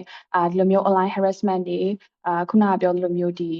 gender based violence တွေကိုဥတီရဲ့တိုက်ခိုက်မှုတွေကြုံတွေ့ရတဲ့ဟာမျိုးတွေတွေ့ရပေါ့နော်ဆိုတော့account တုပြုလုပ်တဲ့ဒီ impersonation လုပ်တဲ့ကိစ္စတွေကဒီတိုင်းတက်impersonation လုပ်ရုံတင် account တုပြုလုပ်ရုံတင်ပြီးသွားတာမျိုးမဟုတ်ဘဲနဲ့အဲ့ဒီနောက်ွယ်မှာလိုက်ပြီးတော့ခုနပြောသလိုမျိုးလိမ်လည်တဲ့ကိစ္စတွေနောက်ဒီ harassment လုပ်တဲ့ကိစ္စတွေနောက်ဒီစိတ်ပိုင်းဆိုင်ရာ manipulation လုပ်တဲ့ကိစ္စတွေနောက်ဒီဂုဏ်သိက္ခာပိုင်းဆိုင်ရာအလွဲသုံးစားလုပ်တဲ့ကိစ္စတွေကအများကြီးတွန်တွဲပြီးတော့ပါလာတယ်ပေါ့နော်ဥပမာအဖြစ်ဆိုလို့ရှိရင်ခုနပြောသလိုမျိုးဒါမိတ်ဆွေတငယ်ချင်းတွေစီကို message ပို့ပြီးတော့ပတ်စံလိန်ချီတာစသဖြင့်အဲ့ဒါတွေကတော့ဒါဂုဏ်သိက္ခာပိုင်းဆိုင်ရာဆိုင်တဲ့ထိခိုက်မှုတွေဖြစ်မယ်ပေါ့နော်ဆိုတော့အဲ့ຢာတွေမကဘဲနဲ့ဒီကနေမှတစ်ဆင့်ဒီကာယကံရှင်ရဲ့ဒီချစ်သူရေးစားဒါမှမဟုတ်တိမိတ်ဆွေလိုဟန်ဆောင်တာမျိုးဒါမှမဟုတ်လို့ရှိရင်ဒီလိုမျိုးအကောင့်အတူပြုလုပ်ခံရတဲ့ဒီ survivor ရှင်တန်လုံးမြောက်လာသူကိုနဲ့ပတ်သက်တဲ့ဒါသတင်းအမှားတွေဖြန့်ဝေတဲ့ကိစ္စတွေနောက်ပြီးတော့ဒီအဲ့ဒီကနေတစ်ဆင့်မှဒီလူတွေကြားထဲမှာဒီယုံကြည်မှုတွေဆက်ဆံရေးပြတ်သွားအောင်လို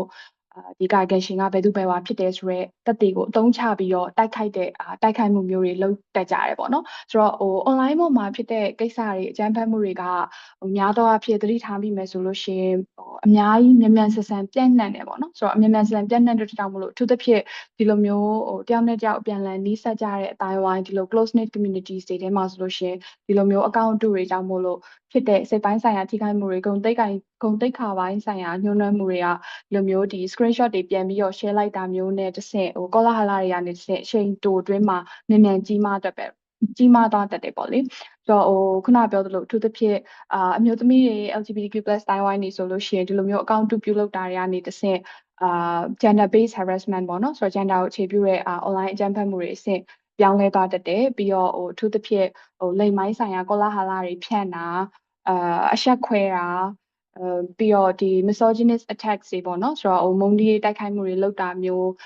းနောက်ပြီးတော့ဒီလူရဲ့ဒါ gender ပေါ့လေ gender ကို target ထားပြီးတော့ဇလန်းဆင်ပြီးတော့တိုက်ခိုက်တဲ့ကိစ္စမျိုးတွေပေါ့နော်ဆိုတော့အဲ့ဒါမျိုးတွေမကဘဲနဲ့ဒီကာယကံရှင်ကိုဒီလူမှုအတိုင်းဝိုင်းကဖယ်ကျင်အောင်လို့စနစ်တကျဝိုင်းပြီးတော့တိုက်ခိုက်တဲ့coordinated attack တွေမျိုးတွေအထိကို report လုပ်တာမျိုးတွေတွေ့ရတယ်ပေါ့နော်ဆိုတော့ဒါတွေကတော့ထိခိုက်မှုပိုင်းတွေပေါ့နော်ဆိုတော့စိတ်ခံစားချက်ပိုင်းဆိုင်ရာထိခိုက်မှုတွေကလည်းအများကြီးထင်ထင်ရှားရှားတွေ့ရတယ်ဆိုတော့ကျမတို့ရဲ့ခုနပြောတဲ့ဒီစစ်တမ်းရဆိုလို့ရှိရင်10ယောက်မှာ4ယောက်လောက်ကအများအာ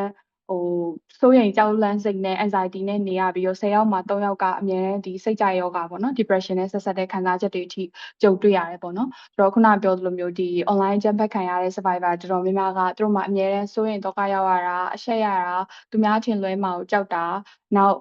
အဲ့ဒါအပြင်ကိုအဲ့လိုကိစ္စတွေကိုကြုံရတဲ့အကြောင်းမလို့လူတွေပေါ်ယုံကြည်မှုပျောက်ဆုံးတာပေါ့နော်ဆိုတော့အဲ့ဒီကိစ္စတွေကနေစိတ်ရောလူပါစိတ်ပင်ပန်းလူပင်ပန်းအများကြီးဖြစ်ရတယ်ပေါ့နော်ဆိုတော့အဲ့ဒါကြောင့်မလို့ဒီလိုမျိုးဒီ impersonation လုပ်တဲ့ကိစ္စ account တူပြဿနာတွေကိုခုနကဆရာမပြောလို့ပဲဒီနည်းပညာဒါမှမဟုတ်လို့ရှိရင်ဒါကcyber security ပြဿနာတစ်ခုရဲ့တင်ကြည့်ပဲနဲ့ဒါလူတဦးတယောက်ချင်းစီရဲ့စိတ်ခံစားချက်ပိုင်းဆိုင်ရာစိတ်ပိုင်းဆိုင်ရာကြက်မာရေးနဲ့ဒီအတိုင်းဝိုင်းလုံခြုံရေးပြဿနာအဖြစ်ကျမတို့ကမြင်ဖို့လိုအပ်တယ်ပေါ့နော်ဟုတ်ကဲ့ပါမဟက်ဒီကျေးဇူးအများကြီးတင်ပါတယ်မဟက်ဒီတို့ကိုယ်တိုင်လုပ်ထားတဲ့ research တွေနဲ့ပြန်ပြီးတော့နှိုင်းယှဉ်ပြီးတော့မှဘာတွေကြုံတွေ့နိုင်ရလဲဘယ်လိုမျိုးတွေများထပ်ပြီးတော့ဖြစ်လာနိုင်လဲဆိုတာကိုတကယ်ကိုရှင်းရှင်းလင်းလင်းပြောပြပေးသွားတာပါဆိုတော့ဒါဒီလိုမျိုး online ham တွေက social attitude တွေနဲ့ power dynamic တွေနဲ့အများကြီးသက်ဆိုင်နေပြီးတော့ဒါက online မှာနေဖြစ်တာမဟုတ်ဘဲနဲ့တကယ်ဒါကျွန်တော်တို့ရဲ့လက်တွေ့ဘဝမှာလည်းအများကြီးချိတ်ဆက်ပြီးတော့တက်ရောက်မှုတွေရှိနေနိုင်တယ်ဆိုတဲ့ဟာကိုကျွန်တော်တို့နားထောင်လိုက်ရပါတယ်ပြီးတော့ဒါဟာ gender ကိုခွဲခြားပြီးတော့မှတမင်ထပ်ပြီးတော့တိုက်ခိုက်လာနိုင်တဲ့ coordinated attack တွေလည်းဖြစ်လာနိုင်တယ်အဲ့ဒီကနေတဆင့်ဒီလိုမျိုးစုံလင်ကွဲပြားတဲ့ gender စုံလင်မှုတွေကို target ထားပြီးတော့မှဒါလိမ်မိုင်းဆိုင်ရာအရာတခြားဇလန်းဆင်ပြီးတော့လှုပ်ဆောင်ကြတာတွေနောက်ပြီးတော့ချစ်သူကြီးစားတွေအနေနဲ့တရုပ်ဆောင်ပြီးတော့မှidentity တွေယူပြီးတော့မှလှုပ်ဆောင်ကြရဲဆိုတဲ့အရာမျိုးတွေဒါမျိုးတွေကလည်းကျွန်တော်တို့တွေအခုလက်ရှိမှာတော့အများကြီးမကြုံတွေ့သေးပေမဲ့ဒါကျွန်တော်တို့ဒီအခုလက်ရှိချင်းမိုင်တက္ကသိုလ်မှာတက်နေကြတဲ့မြန်မာကလာကြတဲ့ကျောင်းသူကျောင်းသားတွေအနေနဲ့အများကြီးထပ်ပြီးတော့လေ့လာလို့ရနိုင်မယ့်အရာတွေအများကြီးလို့လည်းကျွန်တော်တို့ယူဆပါတယ်ထင်ပါတယ်ပြီးတော့ဒါစိတ်ပိုင်းဆိုင်ရာအရာအကျိုးသက်ရောက်မှုတွေလည်းအများကြီးရှိတယ်ဆိုတာကိုမဟတ်ဒီတို့ကိုယ်တိုင်ရှာတွေ့ထားရတဲ့ဒီ research တွေရဲ့ finding တွေနဲ့ပတ်သက်ပြီးတော့ရှင်းပြီးတော့ပြောပြပေးသွားတာတကယ်ကိုကျေးဇူးအများကြီးတင်ပါတယ် ဆိုတော့အခုလက်ရှိလောလောဆယ်မှာတော့ကျွန်တော်တို့လက်ရှိမြန်မာအားចောင်းသားတွေအတိုင်းဝိုင်းအနေနဲ့ဘယ်လိုမျိုးအရာတွေကိုကြုံတွေ့နေရလဲဆိုတဲ့ဟာတွေကိုကိုစင်မိုးကပြောပြသွားတယ်။နောက်ပြီးတော့အဲ့ဒါလေးကိုပြန်ပြီးတော့ချက်ချင်းကောင်တာလုပ်ဖို့အတွက်ဒါမှမဟုတ်ဖြစ်လာတဲ့အချိန်မှာတတိထားပြီးတော့မှကျွန်တော်တို့ကျင့်သုံးလို့ရနိုင်အောင်အတွက်တကယ်ကို practical ဖြစ်တဲ့ဒါဟို trust ကနေတစ်ဆင့်ပဲပြင်စစ်ကြမယ်ဆိုတဲ့ဒီ culture လေးတစ်ခုကိုလည်းမန်နနာကအကြံပြုသွားတယ်ပြီးသွားရင်ဒါတွေကြုံတွေ့ရတဲ့အခါမှာကို gender ကွဲပြားမှုတွေရဘယ်လိုမျိုးအကျိုးသက်ရောက်မှုတွေများရှိစေမလဲဆိုတာကိုလည်းမဟတ်တီကပြောသွားပါတယ်ဆိုတော့နောက်ထပ်တစ်ယောက်အနေနဲ့ကျွန်တော်ဆီယမ ice ကိုဖိတ်ခေါ်ပြီးတော့ဒီမေးခွန်းလေးကိုမေးချင်ပါတယ်အဲ့ဒါကတော့ကျွန်တော်တို့တွေကဒါចောင်းသားအတိုင်းဝိုင်းဖြစ်တယ်နောက်ပြီးတော့ထိုင်းနိုင်ငံရဲ့ဥပဒေပိုင်းဆိုင်ရာအသိပညာအရဆိုရင်လည်းတကယ်ကိုအားနည်းကြတဲ့သူတွေဖြစ်ပါတယ်နောက်ပြီးတော့ဒီမှာလာတက်နေတဲ့မြန်မာចောင်းသားចောင်းသူတော်တော်များများကလည်းဒါ international program လို့ခေါ်တဲ့ English လို့သင်ကြားတဲ့ဌာနတွေမှာတက်ရောက်နေကြတဲ့အခါမှာထိုင်းဘာသာစကားအရာအားနည်းမှုနေကြပါတယ်ဆိုတော့ထိုင်းရဲ့ဥပဒေအရာဘယ်လိုမျိုးအပြောင်းလဲတွေဖြစ်နေလဲကျွန်တော်တို့အနေနဲ့ဘယ်လိုအရာတွေကိုများလက်လန်းမိအောင်လုပ်နိုင်မလဲဆိုတာလေကျွန်တော်တို့အနေနဲ့ဘ who တုဒ္ဒတွေတကယ်ကိုအားနည်းကြတဲ့သူတွေအဲ့ဒီမှာကျွန်တော်တို့ចောင်းသားတွေကလည်းပါဝင်ကြပါတယ်ဆိုတော့အဲ့ဒီလိုအခြေအနေတွေမှာကျွန်တော်တို့ចောင်းသားတွေအနေနဲ့ခုနကအရှိမပြောခဲ့သလိုကိစ္စရက်တွေများကြုံလာခဲ့ပြီဆိုရင်ကျွန်တော်တို့တွေအနေနဲ့ဒီထိုင်းလောအရာထိုင်းရဲ့ဥပဒေအရာimpersonation လောက်ခံရသည်ပဲဖြစ်ပါစေဒါမှမဟုတ် account တူဖွင့်ခံရသည်ပဲဖြစ်ပါစေဒါမှမဟုတ်ရင်ကျွန်တော်တို့ရဲ့ပုံတွေကိုတခြားနေရာတွေမှာတင်ပြီးတော့မှတကူမဟုတ်မမှန်တဲ့သတင်းတွေဖြန့်နေတာပဲဖြစ်ပါစေကျွန်တော်တို့အနေနဲ့ထိုင်းဥပဒေရဲ့အကာအကွယ်အရာဘယ်လိုမျိုးများဘယ်လိုအဆင့်တွေကိုများလိုက်ပြီးတော့လှုပ်ဆောင်လို့ရမလဲဆိုတာကိုဆရာမ ice အနေနဲ့လည်းဖြေပေးပါအောင်ခင်ဗျာဟုတ်ကဲ့ကြားလာမသိဘူးရှာဟုတ်ကြားပါတယ်ဟုတ်ကဲ့အခုလိုမျိုးဖိတ်ခေါ်ပေးတဲ့အတွက်ကြောင့်မျိုး podcast ကိုလည်းကျေးဇူးများတင်ပါတယ်ပြီးတော့အခုလိုမျိုးလာ join တဲ့ဟာလည်းကိုယ်တိုင်လည်းအဲ့လိုမျိုးခံရဘူးရပေါ့နော်ကိုယ့်ရဲ့ပုံတုံးပြီးတော့အကောင့်တွေဖွင့်ပြီးတော့ဒီတငယ်ချင်းတွေစီကနေပြီးတော့ပတ်စံနေလိုက်ချေရပေါ့နော်ပြီးတော့အရှိမလည်းဒီ migrant အများစုကလည်းဒီလိုပုံစံမျိုးကြုံရတဲ့အတွက်ကြောင့်မလို့ပေါ့နော်ဒီရဲ့ဟာလေး join ဖြစ်တာပဲဖြစ်ပါတယ်ဆိုတော့အဓိကအနေနဲ့ကကြတော့အခုလိုမျိုးကြုံလာလဲဆိုရင်တော့သူကတော့လိန်ပုံလိန်နီးတွေကတော့အမျိုးမျိုးရှိရပေါ့နော်ဆိုတော့ပထမဆုံးအနေနဲ့ကြတော့ဒီဆောနာကပြောရတဲ့မျိုးဆိုရင်ပတ်စံလိန်တဲ့ဟာပေါ့နော်ဒီပုံသုံးပြီးတော့လိန်တာရယ်ဒီရိုးရိုးလိန်တာရယ်ပေါ့နော်ဆိုတော့တစ်ခုနဲ့တစ်ခုနဲ့ကကြတော့လိန်တဲ့ဟာချင်းမှာကြတော့သူကဥပဒေရတော့ခွဲခြားထားတာရှိရပေါ့နော်ပထမဆုံးအနေနဲ့ကြတော့ဒီစာရေးပါရေးပို့ပြီးတော့ပေါ့နော်ငါ့ကိုပတ်စံပေးပါအဲ့လိုငါတစ်ခုခုဖြစ်သွားလို့ဆိုတော့စာရေးပို့ပြီးတော့လိန်တာပေါ့နော်ဟိုဟန်ဆောင်ပြီးတော့လိန်တာမျိုးဆိုရင်ထိုင်းရဲ့ဥပဒေရကြတော့ဒီထောင်ဒဏ်ပေါ့နော်3နှစ်ပေါ့နော်ထောင်ဒဏ်3နှစ်ရယ်ပြီးတော့ဘတ်6000ရယ်ပေါ့နော်အဲ့လိုမျိုးဥပဒေနဲ့အဖြစ်ပေးခံရနိုင်တယ်ပေါ့နော်နောက်တစ်ခုကြတော့ဒီရဲတို့ဘန်တို့ delivery တို့ scammer အနေနဲ့ပေါ့နော်အဲ့လိုဟန်ဆောင်ပြီးတော့ call center လိုမျိုးဟန်ဆောင်နေဆိုရင်တော့ဒီထောင်ဒဏ်9နှစ်ရယ်ပြီးတော့ဒီဘတ်3သိန်းရယ်ပေါ့နော်ဒီတန်ငွေရခံရနိုင်တယ်နောက်တစ်ခုကြတော့ဒီကိုယ့်ရဲ့ data တွေအချက်လက်တွေကိုအသုံးပြုပြီးတော့ပြန်ပြီးတော့ပြန်သုံးပြီးတော့လိမ်နေတာမျိုးပေါ့နော်ဥပမာအဖြစ်တော့ဆောနာလိုမျိုးကိုယ့်ရဲ့ပုံစံမျိုးဟန်ဆောင်တာပေါ့နော်အဲ့လိုမျိုးဟန်ဆောင်ပြီးတော့သုံးတာမျိုးဆိုရင်ဒီထောင်ဒဏ်3နှစ်ရယ်ပြီးတော့ဘတ်3သိန်းရယ်ပေါ့နော်ဆိုတော့အဲ့ဒီကိုယ့်ရဲ့ပုံသုံးတဲ့အပြင်မှာဆိုရင်ဘာတော့ဆက်လို့ရလဲဆိုရင်ဒီလိမ်လည်မှုအပြင်ကိုယ့်ရဲ့ပုံသုံးတဲ့ image copyright အနေနဲ့လည်းတွားဆက်လို့ရတယ်ပေါ့နော်ဆိုတော့ထိုင်းနိုင်ငံကြတော့ဒီတပားတူရဲ့ပုံတွေသုံးတာမျိုးတွေတပားတူရဲ့ခွင့်ပြုချက်မရဘဲနဲ့ဓာတ်ပုံတွေရိုက်တာမျိုးတွေဆိုရင်အရင်နဲ့ strip ဖြစ်တဲ့နိုင်ငံပေါ့နော်အရင်နဲ့တင်ကျက်ထားတယ်အဲ့လိုသုံးခွင့်လည်းမရှိသလိုရိုက်ပိုင်တခြားကခွင့်ပြုချက်မပေးဆိုရင်ရိုက်ပိုင်ခွင့်လည်းမရှိဘူးပေါ့နော်ဥပမာice မျိုးဆိုရင် ice ကကိုယ့်ရဲ့ပုံနေတယ်သုံးခံရတယ်နောက်ပြီးတော့ကိုယ့်ရဲ့နာမည်လည်းသုံးခံရတယ်ပြီးတော့အဲ့ဒါမှအကောင့်တစ်တူဖွင့်တော့လိမ့်နေပေါ့နော်အဲ့လိုဆိုရင်အချက်နှစ်ချက်နဲ့တော့ညီရပေါ့နော်ပထမတစ်ခုကဇောနာကိုယ့်ရဲ့ပုံနေပါသုံးပြီးတော့ scammer လောက်တာရယ်နောက်တစ်ခုကကိုယ့်ရဲ့ image သုံးတယ် image copyright နဲ့တွားပြီးတော့ညီရပေါ့နော်ဆိုတော့image copyright မှာဆိုရင်လည်းဒီငွေတန်း1000ကနေပြီးတော့3သိန်းအထိတော့မဟုတ်ပေါ့နော်9000ကနေပြီးတော့3သိန်းအထိပေးဆောင်ရနိုင်တယ်ပေါ့နော်နောက်ထပ်တစ်ခုကျတော့ဒီကိုရေးကိုတာကကွယ်ရေးအချက်လက်ပေါ့နော် PDPA ဆိုတဲ့ဟာနဲ့လည်းတွားပြီးညီရပေါ့နော်ကိုရဲ့ခွင့်ပြုချက်မရဘဲနဲ့အဲ့ဒီကိုရဲ့ပုံကိုပြန်ပြီးတော့သုံးတာမျိုးပေါ့ဆိုဒီရဲ့ခွင့်ပြုချက်မရဘဲနဲ့သုံးတဲ့ဟာမျိုးမှာဆိုရင်ဥမာတမီးစားကနေပြီးတော့ကိုရဲ့အနေနဲ့ဟန်ဆောင်ပြီးတော့ပဲဖြစ်ဖြစ်ကိုရဲ့အတိအကျပဲဖြစ်ဖြစ်ပေါ့နော်အဲ့လိုဟန်ဆောင်ပြီးလိမ့်နေပြီးတော့သုံးတာမျိုးဆိုရင်လည်းမျိုးဆိုရင်ထောင်နဲ့တစ်နှစ်ကနေပြီးတော့ငွေတန်း3တန်းအထိပေါ့နော်နှစ်နာကြီးအနေနဲ့လည်းသုံးလို့ရတယ်ပေါ့နော်ဆိုတော့အဲ့နေရာမှာဆိုရင်ဒီကိုယ့်ရဲ့ပုံတွေပါသုံးတဲ့နေရာမှာဆိုရင်သူက2မျိုးတော့ခွဲလို့ရမယ်ပေါ့နော်ပထမတစ်ခုကျတော့ဒီ scammer ဆိုတဲ့ဟာကျတော့ထိုင်းနိုင်ငံမှာက scammer ကအရန်အဖြစ်အများဆုံးပဲပေါ့နော်ပြီးတော့ဒီ scammer လုပ်တဲ့သူတွေအများစုကလည်းသူတို့သုံးတဲ့ ban တွေဒီ သူတို့ကိုယ်တိုင်ဖွင့်ထားတဲ့ဘဏ်တွေမဟုတ်ပေါ့နော်ဒီတိုင်းဒီအပြင်ကလူတွေကိုငါ့ကိုဒီပတ်စံပေးပြီးတော့ဖွင့်ခိုင်းတဲ့ဘဏ်တွေမျိုးပေါ့နော်အများကြီးဆိုရင်ထိုင်းမှာဆိုရင်ဒီ scammer လုပ်တဲ့အများစု scammer လုပ်တဲ့လူတွေအများစုကသူတို့ရဲ့ကိုယ်ပိုင်ဘဏ်နဲ့မသုံးဘဲနဲ့ဒီတခြားလူတွေကိုငားရမ်းပြီးတော့ဘဏ်တွေဖွင့်ခိုင်းပြီးတော့ scamming လုပ်တာမျိုးတွေရှိရပေါ့နော်အဲ့လိုဖြစ်တဲ့အတွက်ကြောင့်မလို့တစ်ခါလေကြာရင်ကိုကအဲ့လိုမျိုးပြဿနာတွေကြုံလာခဲ့တဲ့ချိန်ကျရင်ရဲတွေပါတော့တိုင်တော့မယ်ဆိုရင်ဒီဘဏ်အကောင့်ပိတ်တာမျိုး freeze လုပ်တာမျိုးအဲ့ဒါတစ်ခုပဲလုပ်လို့ရမယ်ပေါ့နော်ဒါပေမဲ့တစ်ဖက်ကကိုတိနေတဲ့လူဖြစ်တယ်ဆိုရင်တော့သူကဘယ်သူလဲဘယ်ဝါလဲဆိုတိနေတဲ့လူဖြစ်တယ်ဆိုရင်တော့ဥပဒေရတော့ပို့ပြီးတော့ထိရောက်ဒီဥပဒေနဲ့အညီအရေးယူလို့ရနိုင်တယ်ပေါ့နော်အကယ်၍အဲ့လိုမျိုးဖြစ်လာခဲ့တယ်ဆိုရင်လည်းဒီ data အချက်လက်တွေပေါ့နော် screenshot တွေပြီးတော့ကျတော့ရှိနေသူတို့ရဲ့ဖုန်းနံပါတ်တွေ data တွေပြီးတော့အကုန်လုံးပေါ့နော်အဲ့ဒါတွေကိုတင်ထားပေါ့နော်ဖုန်းနံပါတ်တွေပြီးတော့ဘဏ်ဝင်တဲ့ slip တွေပေါ့နော်ဥပမာဒီချင်းမ University မှာဖြစ်တဲ့case မျိုးဆိုရင်တစ်ဖက်ကနေပြီးကိုယ့်ရဲ့ပုံနဲ့တုံးနေပေါ့နော်ပြီးတော့ကျတော့သူတို့ရဲ့ဘဏ်အကောင့်တွေပေးလာတယ်အဲ့လိုမျိုးဆိုရင်အဲ့ရဲ့ဘဏ်အကောင့်တွေကိုပေးရတဲ့ဘဏ်အကောင့်ကိုတင်ထားပြီးတော့ဒီ call center ပေါ့နော်ဒီကိုယ့်ရဲ့ကိုတုံးတဲ့ဘဏ်ရဲ့ call center ကိုဆက်ပြီးတော့ဒီရဲ့ number ကလိမ်နေပါတယ်ဆိုပြီးတော့သူတို့ရဲ့ဘဏ်ကို fees လုပ်သွားအောင်လို့82နာရီ fees လုပ်သွားအောင်လို့ဖုန်းဘဏ်ကိုဖုန်းဆက်လို့ရတယ်ပေါ့နော်ဒါပေမဲ့ဘဏ်ကိုဖုန်းဆက်လို့ဆက်တဲ့အတွင်းမှာဒီဟိုဘက်ကနေပြီးတော့ဘဏ်ကိုဆက်သွယ်လာတယ်ဆိုရင်တော့ကိုယ့်ရဲ့ငွေလိမ်နေခံရတဲ့အရာကပြန်ပြီးတော့ရနိုင်တယ်ဒါပေမဲ့ကိုကဘဏ်ကိုလည်းတွားတော့ free လုပ်ခံရတယ်ဟိုဘက်ကနေပြီးတော့ကိုကိုပြန်ပြီးမဆက်သွယ်လာဘူးဆိုရင်တော့အဲ့ရဲ့ငွေကတော့ဒီပြန်ရနိုင်ချေမရှိဘူးပေါ့နော်နောက်ထပ်ဒုတိယတစ်ခုအနေနဲ့ကျတော့ရဲစခန်းကိုတွားပြီးတော့အမှုချက်ပေါ့နော်အမှုဖွင့်ပြီးတော့တိုင်ကြားနိုင်တယ်ပေါ့နော်အဲ့လိုမျိုးဆိုရင်လည်းအမှုတွေပါကြီးဖွင့်လို့ရတယ်အဲ့လိုမျိုးဆိုရင်ဒီ data ပေါ့နော်ကိုရဲ့လိမ်ခံရတဲ့စာတွေ screenshot တွေဘန်လွဲထားတဲ့ slip တွေပေါ့နော်အကုန်လုံးကိုဒီ screenshot တွေတင်ပြီးတော့ကိုရဲ့ passport တွေနဲ့တွားပြီးတော့ရဲစခန်းမှာအမှုတော့ဖွင့်လို့ရတယ်ပေါ့နော်အဲ့လိုအမှုတစ်ဖွင့်တဲ့ချိန်မှာလဲဆိုရင်ကိုရဲ့ဘက်ကနေပြီးတော့ငါရဲတွေနဲ့စကားပြောရမယ်ထိတွေ့ရရမယ်ဆိုပြီးတော့အဲ့လိုကြောက်စရာမလိုဘူးပေါ့နော်ထိုင်းမှာကျတော့ဒီ scammer တွေအတွက်ပေါ့နော်တီးတန့်ဒ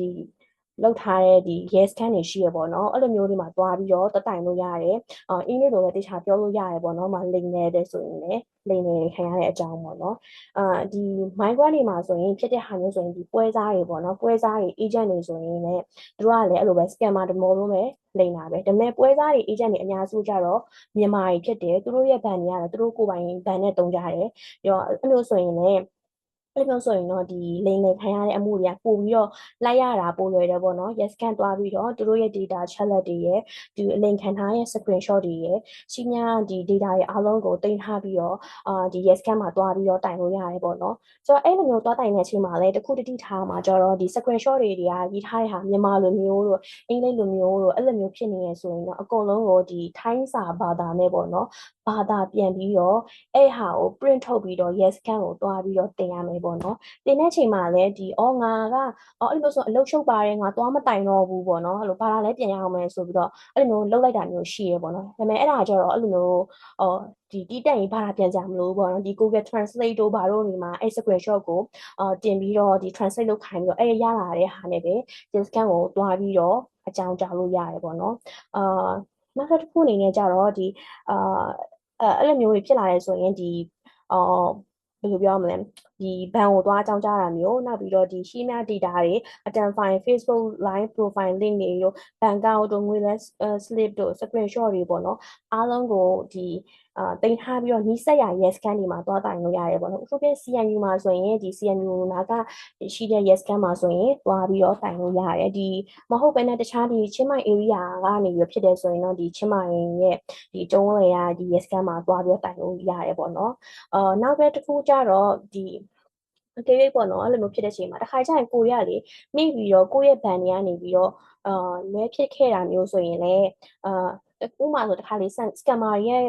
့ဘန်တွေကိုကနေတော့မှားပြီးတော့လွဲလိုက်တာမျိုးတွေအဲ့လိုမျိုးဖြစ်ခဲ့တယ်ဆိုရင်လည်းကိုရဲ့ဘန်အကောင့်တွေကလေပြန်ပြီးတော့လေထိလိုက်တာမျိုးတွေလည်းဖြစ်တတ်တယ်ပေါ့နော်အဲ့လိုမျိုးဆိုရင်လည်းအဲ့လိုပဲ yes scan သွားပြီးတော့ပဲဒီလောက်ရိုးလုပ်စင်တိုင်းပဲပေါ့နော်ပြန်ပြီးတော့သွားလို့ရမယ်ပေါ့နော်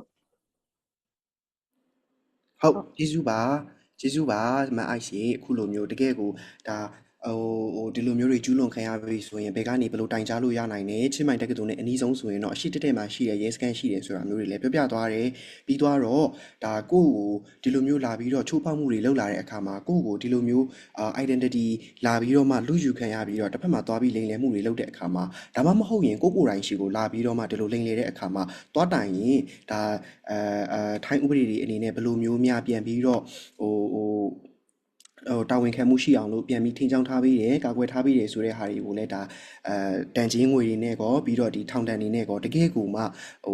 ကုန်လုံးပါသွားအောင် comprehensive ဖြစ်နဲ့ကိုပြောပြပေးသွားတာပေါ့နော်ဆိုတော့အဲ့ဒီအရာတွေအတွက်ကျွန်တော်တို့ဒီ live ကိုနားထောင်နေတဲ့ကျောင်းသူကျောင်းသားတွေအနေနဲ့ကောဒါမှမဟုတ်နောက်ထပ်ပြန်နားထောင်ကြမယ့်သူတွေအနေနဲ့ကောတကယ်ကိုမှအသုံးဝင်မဲ့အရာတွေလို့တော့ကျွန်တော်ယူဆပါတယ်ဆိုတော့လေအရှိကတရောင်းလေးကိုတော့ကျွန်တော်တို့ပြီးသွားပြီပေါ့ဆိုတော့တရောင်းမှာအဲ့ဒီတရောင်းမှာဆိုရင်တော့ကိုစင်ပိုအနေနဲ့လက်ရှိမှာကျောင်းသူကျောင်းသားတွေဘယ်လိုတွေကြုံနေရတယ်ဆိုတဲ့အရာမျိုးတွေကိုပြောပြသွားတယ်မန်နန္ဒာကူကတော့လက်ရှိမှာဒီလိုကြုံရတဲ့အခါဘာလေးကိုတော့ထပ်ပြီးတော့သိချအောင်လုပ်ပါဆိုပြီးတော့အကြံလေးပြုထားတယ်မဟတ်ဒီကတော့ဒါ Stop Online Ham ကနေထုတ်ထားတဲ့ research တွေအရဒီမှာတွေ့ရှိထားတဲ့ research finding တွေအရဘယ်လိုမျိုးလေးတွေတော့ပို့ပြီးတော့ဖြစ်စေနိုင်တယ်ထိခိုက်မှုတွေကဘယ်လောက်ထိတောင်ရောက်သွားစေနိုင်တယ်ဆိုတဲ့အရာမျိုးလေးတွေကိုပြောသွားတယ်အဲ့ဒီလိုဖြစ်သွားနိုင်တဲ့အခါမှာမန်အိုက်ကတော့ဒါရဲကိုတိုင်လို့လည်းရနိုင်တယ်နောက်ပြီးတော့ဘန်ကိုလည်းဆက်သွယ်ပြီးတော့မှဘယ်လိုမျိုးလေးထပ်ပြီးတော့ဘန်အကောင့်လေးတွေကိုပိတ်ပေးပါဘာလုပ်ပေးပါဆိုပြီးတော့ပြောတာမျိုးလေးတွေလည်းရှိတယ်လို့ပြောထားတယ်ပေါ့ဆိုတော့အဲ့ဒီဟာလေးတွေအကုန်လုံးကိုပြန်ချုပ်ပြီးတော့ကျွန်တော်ဒီမေကွန်းလေးကိုကိုစင်ပိုဘက်ကိုပြန်ပြီးလှည့်သွားခြင်းပါတယ်ဆိုတော့ကိုစင်ပိုပထမဦးဆုံးပြောသွားတဲ့တဲမှာလည်းចောင်းသူចောင်းသားတွေအနေနဲ့ဒါအချင်းချင်းကြားထဲမှာမျက်နှာပြက်ရတယ်အားနာရတယ်ငွေကြီးဆုံးရှုံးနေဆိုတော့အကျိုးအကြောင်းလေးတွေပါသွားတယ်ပေါ့နော်ဆိုတော့ခုနကနောက်ထပ်ဆွေးနွေးသွားကြတဲ့ဆီယာမတွေပြောပြသွားတဲ့နောက်ပိုင်းမှာထပ်ပြီးကိုစင်ပိုအနေနဲ့ဘယ်လိုမျိုးအကျိုးဆက်လေးတွေထပ်ပြီးရှိသေးတယ်လို့များတွေးမိသေးလဲဒါမှမဟုတ်သတိထားမိသေးလဲနောက်ပြီးတော့အဲ့လိုမျိုးအကျိုးဆက်တွေနဲ့ဒီလိုမျိုး identity ခိုးယူခံရမှုတွေငွေကြီးလိမ်လည်ခံရမှုတွေတွေ့ဆုံရတဲ့အခါမှာကျွန်တော်တို့ကျောင်းသူကျောင်းသားတွေကကောဘယ်လိုမျိုးများဖြည့်ရှင်းနေကြလဲအခုလက်ရှိအခြေအနေမှာဘာတွေများလုပ်နေကြလဲဆိုတာကိုနည်းနည်းလောက်လေးထပ်ပြီးတော့ပြောပြပေးပါဦးကိုစင်ပိုဟုတ်ကဲ့ပါဟုတ်ခုနကတော့ပထမပိုင်းထဲမှာတော့ပြောသွားတာအချင်းချင်းမျက်နှာပြတာပါညာပေါ့နော်ဆိုဒီဆီယမတွေပြောနေတယ်ဗာထပ်ပြီးတော့ပေါ်လာစဉ်းစားမိလားဆိုတော့တကယ်ကျွန်တော်တို့ဒီမှာ impact ကပေါ့နော်ထိခိုက်တဲ့ဥစ္စာကအချင်းချင်းကြားတယ်မဟုတ်ဘူးပထမဆုံးထိခိုက်တာဒီ individual တူတယောက်ချင်းစီပေါ့နော်ကြုံတွေ့ရတဲ့တူကြောက်ချင်းစီမှာဥပမာအပြင်ကျွန်တော်ငယ်ချင်းဆိုရင်ဘာဖြစ်သွားလဲဆိုပထမပိုင်းတော့ तू ကဒီတိုင်း Facebook မှာပုံနေတင်နေစာတွေရေးတယ်အေးစစ်စစ်ပဲပေါ့နော်သူ့ကတင်နေရှိတယ်လုံးဆက်ရသွားဆက်ရှိတော့ဒီတိုင်းပဲနေနေဒါပေမဲ့အဲ့နောက်မှာဘာဖြစ်လဲဆို account ကို private ပြောင်းရတယ်စပြီးပြောချင်တာကကိုယ့်ရဲ့လွတ်လပ်မှုကအလိုလိုနေနဲ့ဆုံးရှုံးသွားတယ်ပေါ့နော်ဟိုကိုယ့်ဘာသာကိုအစတော့အေးစစ်စစ်နေရညာနေပြီးတော့မှကိုယ့်ရဲ့ဒါဟိုလွတ်လပ်ခွင့်ပေါ့နော် post တင်နေပြောတာဆိုတာရစား तू နည်းနည်းလေးဘယ်လိုပြောရမလဲမတင်ရဲတော့ဘူးပေါ့နော်နောက်ပြီး account ကို public ကနေ private ပြောင်းလိုက်ရတာမျိုးပေါ့နော်စသဖြင့်ဒါတဝူတယောက်ချင်းစီမှာလည်းမလုံခြုံမှုခံစားရတယ်ပေါ့နော်ဒါကသူကြုံရတဲ့တစ်ချက်နောက်တစ်ခုကအဲ့ဒီတငယ်ချင်းအချင်းချင်းကြားတဲ့ကိစ္စရပေါ့နော်ဆိုတော့ဟိုကိုကတော့စိတ်မကောင်းဖြစ်မိတယ်ကိုထင်လို့သူကပတ်စံချိလိုက်တာပါနော်ဒါပေမဲ့တကယ်အဲ့ဒါကိုချိရလည်းမဟုတ်ဘူးလေနော်အဲ့တော့ဟိုပြန်လေဘယ်လိုပြောမလဲအေးမပေးပြဘူးပေါ့တကယ်ချင်းသူ့ကွာကိုမှားပြီးတော့ပေးလိုက်ရတာဆိုတော့လေနော်ဂျားရဲဆိုင်ပြီဆိုတော့အဲ့လိုမျိုးဖြစ်တဲ့အခါမှာဟိုဒါကလုံးဝအဲ့လိုတချို့တငယ်ချင်းတွေကတော့နားလေအဆင်ပြေသွားရှိတယ်တချို့အချင်းချင်းမှကြားမှာကြတော့အဲ့ဒါကိုလေနည်းနည်းလေးအခဲမကြေဖြစ်တာပါညာပေါ့နော်မကြေမနက်ဖြစ်တာမျိုးလေးလည်းပဲဆက်ပြီးတော့ကြံရှိနေရမျိုးလေးရှိတာပေါ့ဆိုတော့အဲ့လိုမျိုးဟိုငွေကြေးနဲ့ပတ်သက်ပေါင်းသင်းစံအိမ်မှာလည်းဆက်ပြီးတော့ထိခိုက်လာရရှိတယ်နောက်တစ်ခုကကြာဒီ 18+ နဲ့ပတ်သက်တာပို့ခံလူတွေမှာလေဟိုသူတို့ပေါ့နော်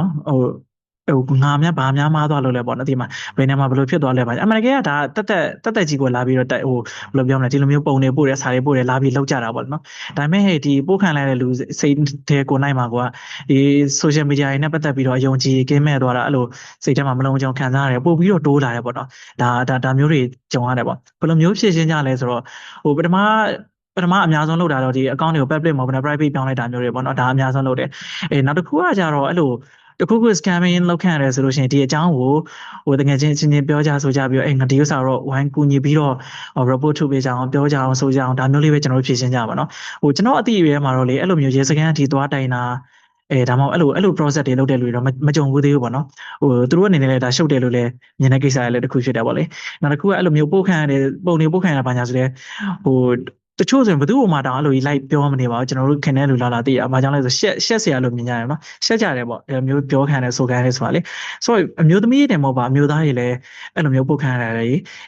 ဒီပြောဆိုခံရတယ်ရှိတယ်ကြုံကြတယ်ပေါ့နော်ဟိုမျိုးသားဆိုပြီးတော့မှမပြောဖြစ်ကြသေးရပေါ့အဲ့ဒီလိုမျိုးတွေပုတ်ခံရပါညာဆိုတော့အဲ့လိုမျိုးဟိုကျွန်တော်တို့ရဲ့နေ့စဉ်ဘဝပေါ့နော်နေ့စဉ်ဘဝသွားလာတာအစတရားရောကငါ့ကိုအမြင်ကက်တဲ့လူကပဲလိုက်ပြီးတော့တိုက်ခိုက်နေသလားစသဖြင့်စဉ်းစားစရာတွေအများကြီးဖြစ်တယ်ပေါ့လေဆိုတော့ဖြည့်ရှင်းတာကလည်းပဲကျွန်တော်တို့မှာဟိုကိုယ့်ဘာသာကိုတိတ်တိတ်စစ်စစ်လေးပေါ့နော်အဲ့လိုမျိုးလေးအကောင့်လေးတွေ private ပြောင်းလိုက်တာလို့ကျန်တာတော့ကျွန်တော်တော့မတွေးမိပါဘူးဟုတ် ဟုတ်ကျေးဇူးပါကိုစင်ဘိုကြီးတကယ်ကိုအခုကျွန်တော်တို့ဒီចောင်းသားចောင်းသူတို့အတိုင်းဝိုင်းထဲမှာဖြစ်နေကြတဲ့ဟာတွေကိုတုံးသက်ပြီးသွားတာပေါ့နော်ဆိုတော့ကိုစင်ဘိုပြောသွားတဲ့တဲမှာလေကျွန်တော်အဓိကဒီဘက်ကျွမ်းကျင်တဲ့နောက်ထပ်ပညာရှင်တွေဆရာမတွေနားကနေအကြံဉာဏ်တောင်းကျင်တဲ့ point လေး2ခု3ခုကိုတော့ထပ်ပြီးတော့တွေးမိတယ်ဗျဆိုတော့ပထမအဆုံးပြောသွားတဲ့ဟာလေးကျွန်တော်သဘောကျတာကတော့ဒီကိစ္စတွေဖြစ်လာတဲ့အခါမှာကျွန်တော်တို့တွေက individual စပြီးတော့ထိခိုက်ကြတယ်ကိုယ့်ရဲ့စိတ်ပိုင်းဆိုင်ရာအရာရှက်တာတွေဘာကြောင့်များလဲဆိုပြီးတော့ကိုငါဘာများအပြစ်မလုံးမိလို့လဲဆိုပြီးတွေးမိတာတွေပြီးသွားရင်အထူးသဖြင့်ဒီလိမ်မိုင်းဆိုင်ရာ18 plus တွေပို့လာတဲ့အခါမှာပေါ့ငါဘလို့များနေထိုင်မိနေလို့လဲဆိုတာမျိုးတွေကိုပြန်ပြီးဝင်လာတယ်ဆိုတဲ့အတွေးတွေပေါ့နော်အဲ့ဒါလေးတွေကိုစင်ဖို့ပြောပြပေးသွားတာတကယ်အများကြီးကျေးဇူးတင်ပါတယ်ပြီးသွားတော့အခုလက်ရှိအခြေအနေတွေမှာကျွန်တော်တို့တွေကရဲတွေကိုတတ်တိုင်တာမျိုးနောက်ပြီးတခြားသူတွေကိုအကူအညီတောင်းတာမျိုးတွေအများကြီးမလုပ်ဖြစ်ကြဘူးဘာကြောင့်လဲဆိုတော့ဒီလိုလိမ်ခံလိုက်ရတာတွေဒီလိုမျိုးကိုယ့်ရဲ့ identity အသုံးခံနေရတာတွေကိုကျွန်တော်တို့ကရှက်စရာလို့မြင်နေကြတယ်ဆိုတဲ့အရာတွေလည်းပါတာပေါ့နောက်တစ်ခုကျွန်တော်သဘောကျတာလေးကတော့ဒါကအမျိုးသမီးတွေကိုလည်းမဟုတ်ဘဲနဲ့အမျိုးသားတွေကိုလည်းထိခိုက်နေတယ်ဆိုတဲ့အရာပါဆိုတော့ဒီနေရာမှာ gender အနေနဲ့ပြန်ပြီးတော့ခွဲသွားတော့ပြန်တာမျိုးမဟုတ်ဘဲနဲ့ target ကចောင်းသားចောင်းသူတွေဖြစ်နေလို့ကိုထားတယ်ဆိုတဲ့ဒါចောင်းသားចောင်းသူ identity ကိုပဲ base လုပ်လာသလားဆိုတဲ့ကျွန်တော်တို့ရဲ့ဒီချင်းမိုင်တက္ကသိုလ်အတွင်းကအခင်းချင်းလေးကိုကျွန်တော်တို့ကိုယ်တိုင်နေလည်းပြန်ပြီးတော့မှသုံးသပ်ဖို့ရှာဖွေကြဖို့ဆိုတဲ့အရာလေးကိုလည်းကျွန်တော်သတိထားလိုက်မိပါတယ်ဆိုတော့ကိုစင်ဖို့အခုပြောပြသွားတဲ့အရာလေးနဲ့ပတ်သက်လို့ကျွန်တော်ဒီမေးခွန်းလေးကိုတော့ဒီတစ်ခါမှာဆ iam ဟတ်တီကိုပြန်ပြီးတော့မှ target လုပ်ပြီးထားပြီးတော့ပဲမေးချင်ပါတယ်ဆိုတော့များသောအားဖြင့်ကျွန်တော်တို့တွေဒီလိုမျိုး online ကနေတိုက်ခိုက်ခံရတယ် identity တွေခိုးခံရတယ်ဒါမှမဟုတ်ခုနကလိုကိုစင်ကိုပြောသွားတယ်လို့မျိုးပဲ18 plus တွေပို့ခံရတယ်ဒါမှမဟုတ်ငွေကြေးတွေလည်းခံလိုက်ရတယ်အဲ့ဒီအချိန်မှာပထမအဆုံးဝင်လာတာကကိုကြုံတွေ့ရတဲ့ရှက်ကြောက်စိတ်ဖြစ်ပါတယ်ပြီးသွားတဲ့အခါကျရင်ငါဘာများမှားတာလုံးမိလို့လဲဆိုတဲ့အတွေးအမြင်တွေဖြစ်ကြတယ်ဆိုတော့အဲ့ဒီအရာတွေဟာကျွန်တော်တို့ရဲ့ဒီ emotional ဘိုင်းကိုအများကြီးထိခိုက်စေတဲ့အရာတွေပါဆိုတော့ဆ iam မဟတ်တီတို့အဖွဲ့အစည်းအနေနဲ့ကတော့ဒီလိုမျိုးအရာတွေကိုကြုံတွေ့ခံရတဲ့သူတွေအတွက်ဘယ်လိုမျိုး emotional support တွေများအကူအညီထောက်ပံ့နေများပေးနေတာလေးတွေရှိမလဲဒါမှမဟုတ် technical assistant တွေကိုဒီပညာပိုင်းဆိုင်ရာအကူအညီထောက်ပံ့နေကောဘာလေးတွေရှိမလဲပြီးတော့ကျွန်တော်တို့တွေရဲ့ဒီ identity တွေအကုန်လုံးဟာ mental platform ပေါ်မှာရှိတဲ့အခါမှာဒီ mental platform အနေနဲ့ကရောကျွန်တော်တို့တွေဘယ်လို support တွေများရနိုင်မလဲဆိုတာမျိုးကိုဖြည့်ပေးပါအောင်ခင်ဗျဟုတ်ကျေးဇူးပါဆိုတော့ခုနစဉ်းစားထားတဲ့ဒီ points တွေအပြင်ပေါ့နော်ခုနကတော့ဒီကျောင်းသားတွေကဘယ်လိုမျိုးကူည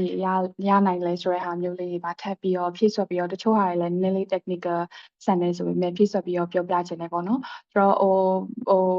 ခုနဆရာမပြောသလိုပဲတယောက်ကအကောင့်တူလောက်တာဒါမှမဟုတ်လို့ရှိရင်တခြားသောပုံစံနဲ့ online ကြမ်းဖက်မှုကိုကြုံတွေ့ရတယ်ဆိုလို့ရှိရင်ဒါကိုဘယ်တော့မှအပြစ်မတင်ဘူးပေါ့နော်ဆိုတော့ခုနပြောသလိုပဲဒီလိမ်လည်တဲ့သူတွေကကျူးလွန်တဲ့သူတွေကနီလန်းနေနီးစနစ်တွေကအများကြီးအဆင့်မြင့်လာတယ်နီးပညာနဲ့အများကြီးထိတွေ့နေတဲ့ကျောင်းသားလူငယ်တွေတောင်မှဒါဘယ်သူမဆိုချိန်မြေသားကောင်ဖြစ်သွားနိုင်တယ်ပေါ့နော်ဆိုတော့ဒါတယောက်နဲ့တယောက်ယုံကြည်မှုကိုအသုံးပြုပြီးတော့လှည့်စားတဲ့ပြဿနာတွေပေါ့နော်ဆိုတော့ဒါကအရင်ဆုံးအများရန်ကိုကတယောက်နဲ့တယောက် double check လုပ်ဖို့ကိစ္စတွေလုပ်ဖို့အတွက်အများကြီးအရေးပါတယ်ပြီးတော့နောက်ဒီခုနကပြောသလိုမျိုးပဲဒီကိုယ့်ရဲ့အတိုင်းဝိုင်းကကြီးတယ်ကိုယ့်အတိုင်းဝိုင်းကလည်းအားကောင်းတဲ့ကြောင့်မလို့ဒီကိုယ့်ရဲ့အားကောင်းတဲ့အချက်ကိုပဲအသုံးချပြီးတော့ဥပမာ account တို့ report လုပ်တာတွေဒီတခြားတငယ်ချင်းတွေကိုပါဝိုင်းမျိုး report လုပ်ခိုင်းတာတွေနောက်ပြီးတော့ကိုယ့်ရဲ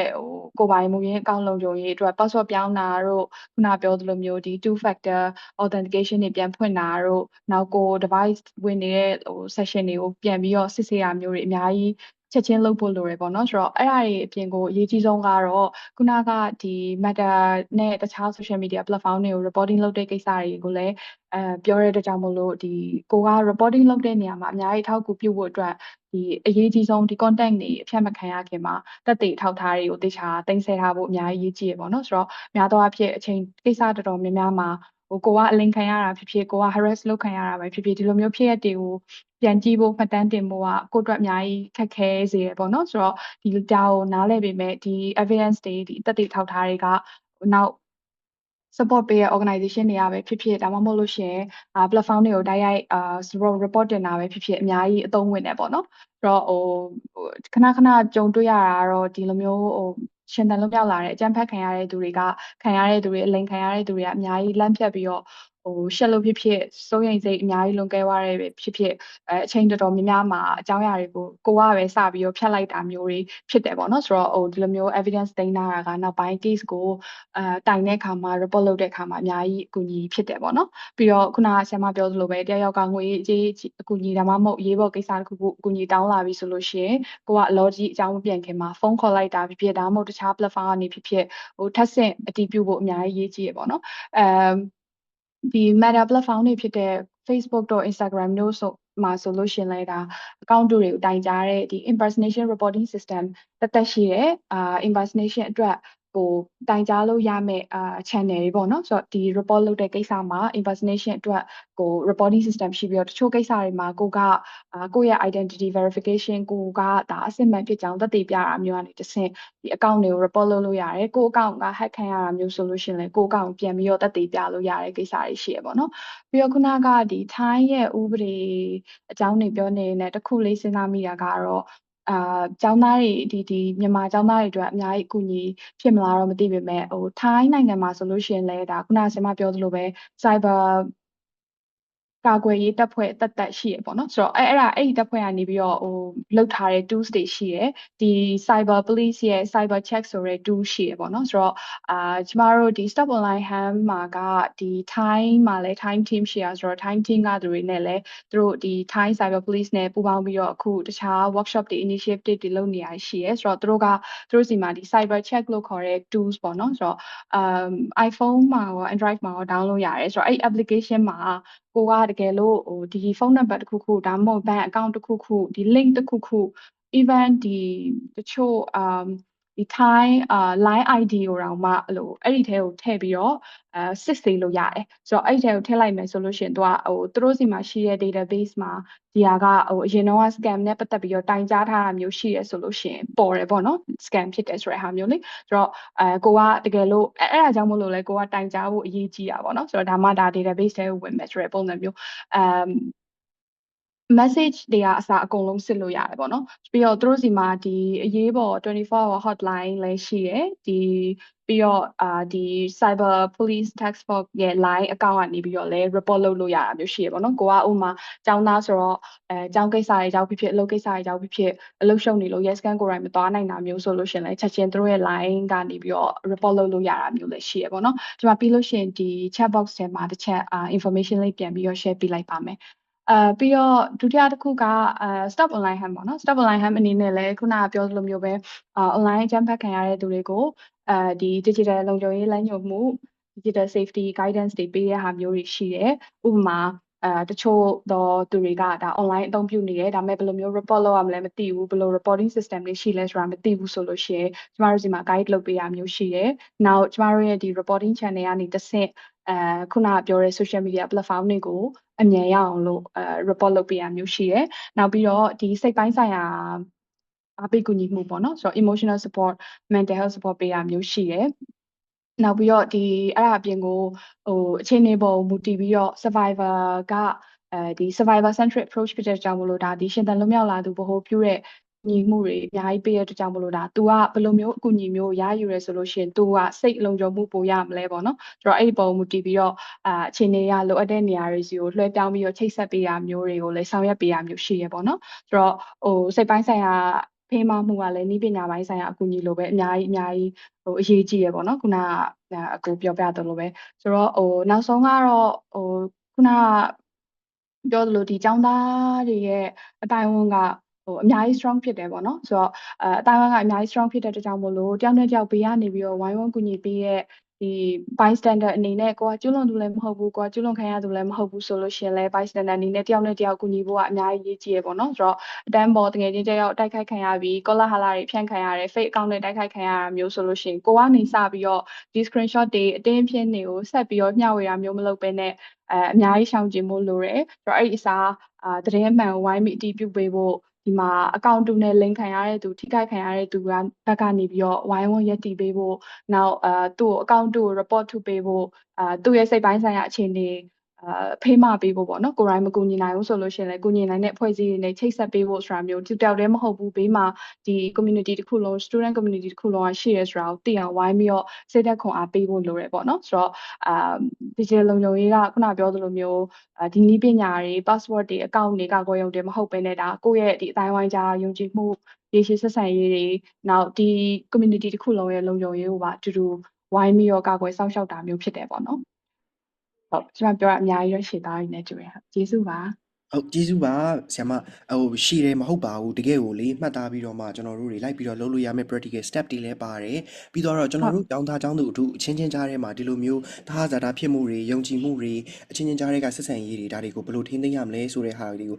တစ်ချိန်တည်းမှာပဲအချင်းချင်းဘယ်လိုမျိုးများထပ်ပြီးတော့အားပေးကူညီလို့ရမလဲဆိုတဲ့ဟာတွေလည်းအများကြီးပါသွားတာပေါ့ပြီးသွားတဲ့အခါကျရင်တကယ်ကိုအသုံးဝင်တဲ့အချက်ဖြစ်တဲ့အရာလေးနှစ်ခုတော့ကျွန်တော်ထပ်ပြီးတော့မှတ်သားလိုက်မိပါတယ်ဆိုတော့ပထမအဆုံးတစ်ခုကတော့ Thai မှာဒီ Cyber Check 2ဆိုတဲ့ application လေးရှိတယ်အဲ့ဒါကို Android မှာရော iOS မှာရော download ဆွဲပြီးတော့သုံးလို့ရတယ်ပြီးရင်ဒီ Cyber Police Department လည်းရှိတယ်ဆိုတဲ့အရာလေးကိုကျွန်တော်မှတ်သားလိုက်မိတယ်နောက်ထပ်တစ်ခုကတော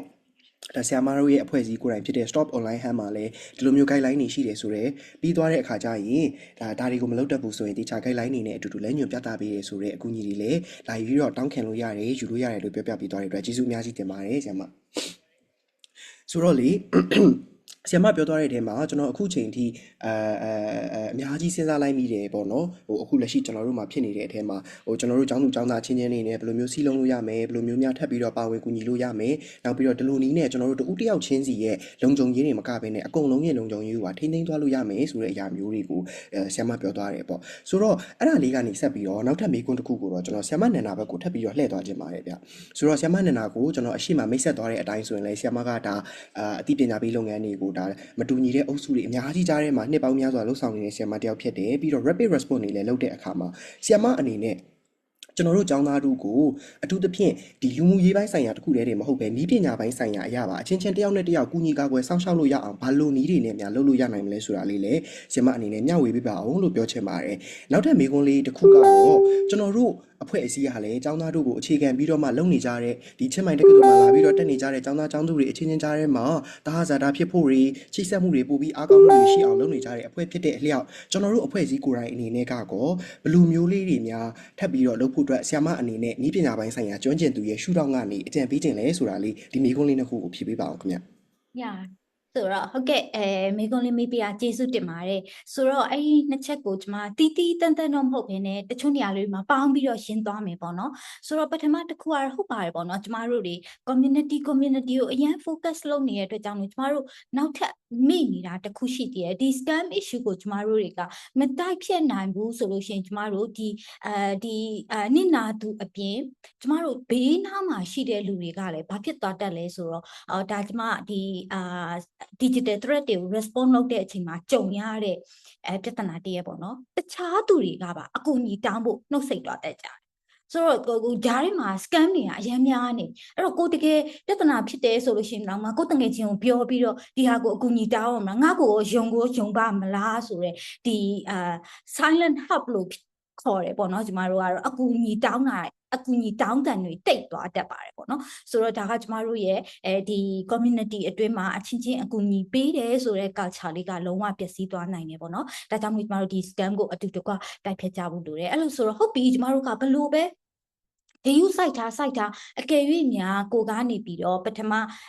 point ပေါ့နော်ကိုကနေပြီးတော့မတော်တဆဒီထဲမှာကြာရှုံသွားရဲဆိုပါဆိုတတိမမူလိုက်မိပဲနဲ့ဖြစ်သွားကြပြီဆိုပါဆိုကျမတို့ဘာလုပ်ကြမလဲပေါ့နော်ဆိုတော့ကျမတို့ဘာလုပ်ကြရမလဲဆိုတော့အဓိက main point ကတော့တဲ့ကျမတို့တွေကဆုံးရှုံးမှုကိုလျော့နေအောင်ပြုလုပ်ကြရပါမယ်တဲ့ဘာဆုံးရှုံးမှုလေးလဲငွေကြေးပိုင်းဆိုင်ရာဂုဏ်သိက္ခာပိုင်းဆိုင်ရာယုံကြည်မှုတွေဒါတွေဆုံးရှုံးမှုနည်းအောင်ပြုလုပ်ကြအဲ့နီးပညာရှုထောင့်ကနေဆုံးရှုံးမှုနည်းအောင်ဘယ်လိုပြုလုပ်ကြမလဲဆိုလို့ရှိရင် case တွေကတော့အများကြီးပေါ့နော်ဒါပေမဲ့လို့ဒီနေ့ကျမဥတီပြီးပြောသွားမှာကတော့ fake account ပြုလုပ်ခံရခြင်း impersonation ဖြစ်ခြင်းနဲ့ account compromise ဖြစ်ခြင်းဒီ case 3ခုပေါ့နော်အဲ့လို case တွေမျိုးကြုံတွေ့ရပြီဟေ့ဆိုလို့ရှိရင် fake account ဖြစ်ခြင်း impersonation ဖြစ်ခြင်းဆိုတဲ့အခြေအနေမှာကိုယ့်ရဲ့ network ကိုလက်လှမ်းမိသလားဒီဟာကိုချက်ချင်းအကြောင်းကြားပေးပါတဲ့ အကြောင်းကြားပေးပါကိုအကောင့်ဒီ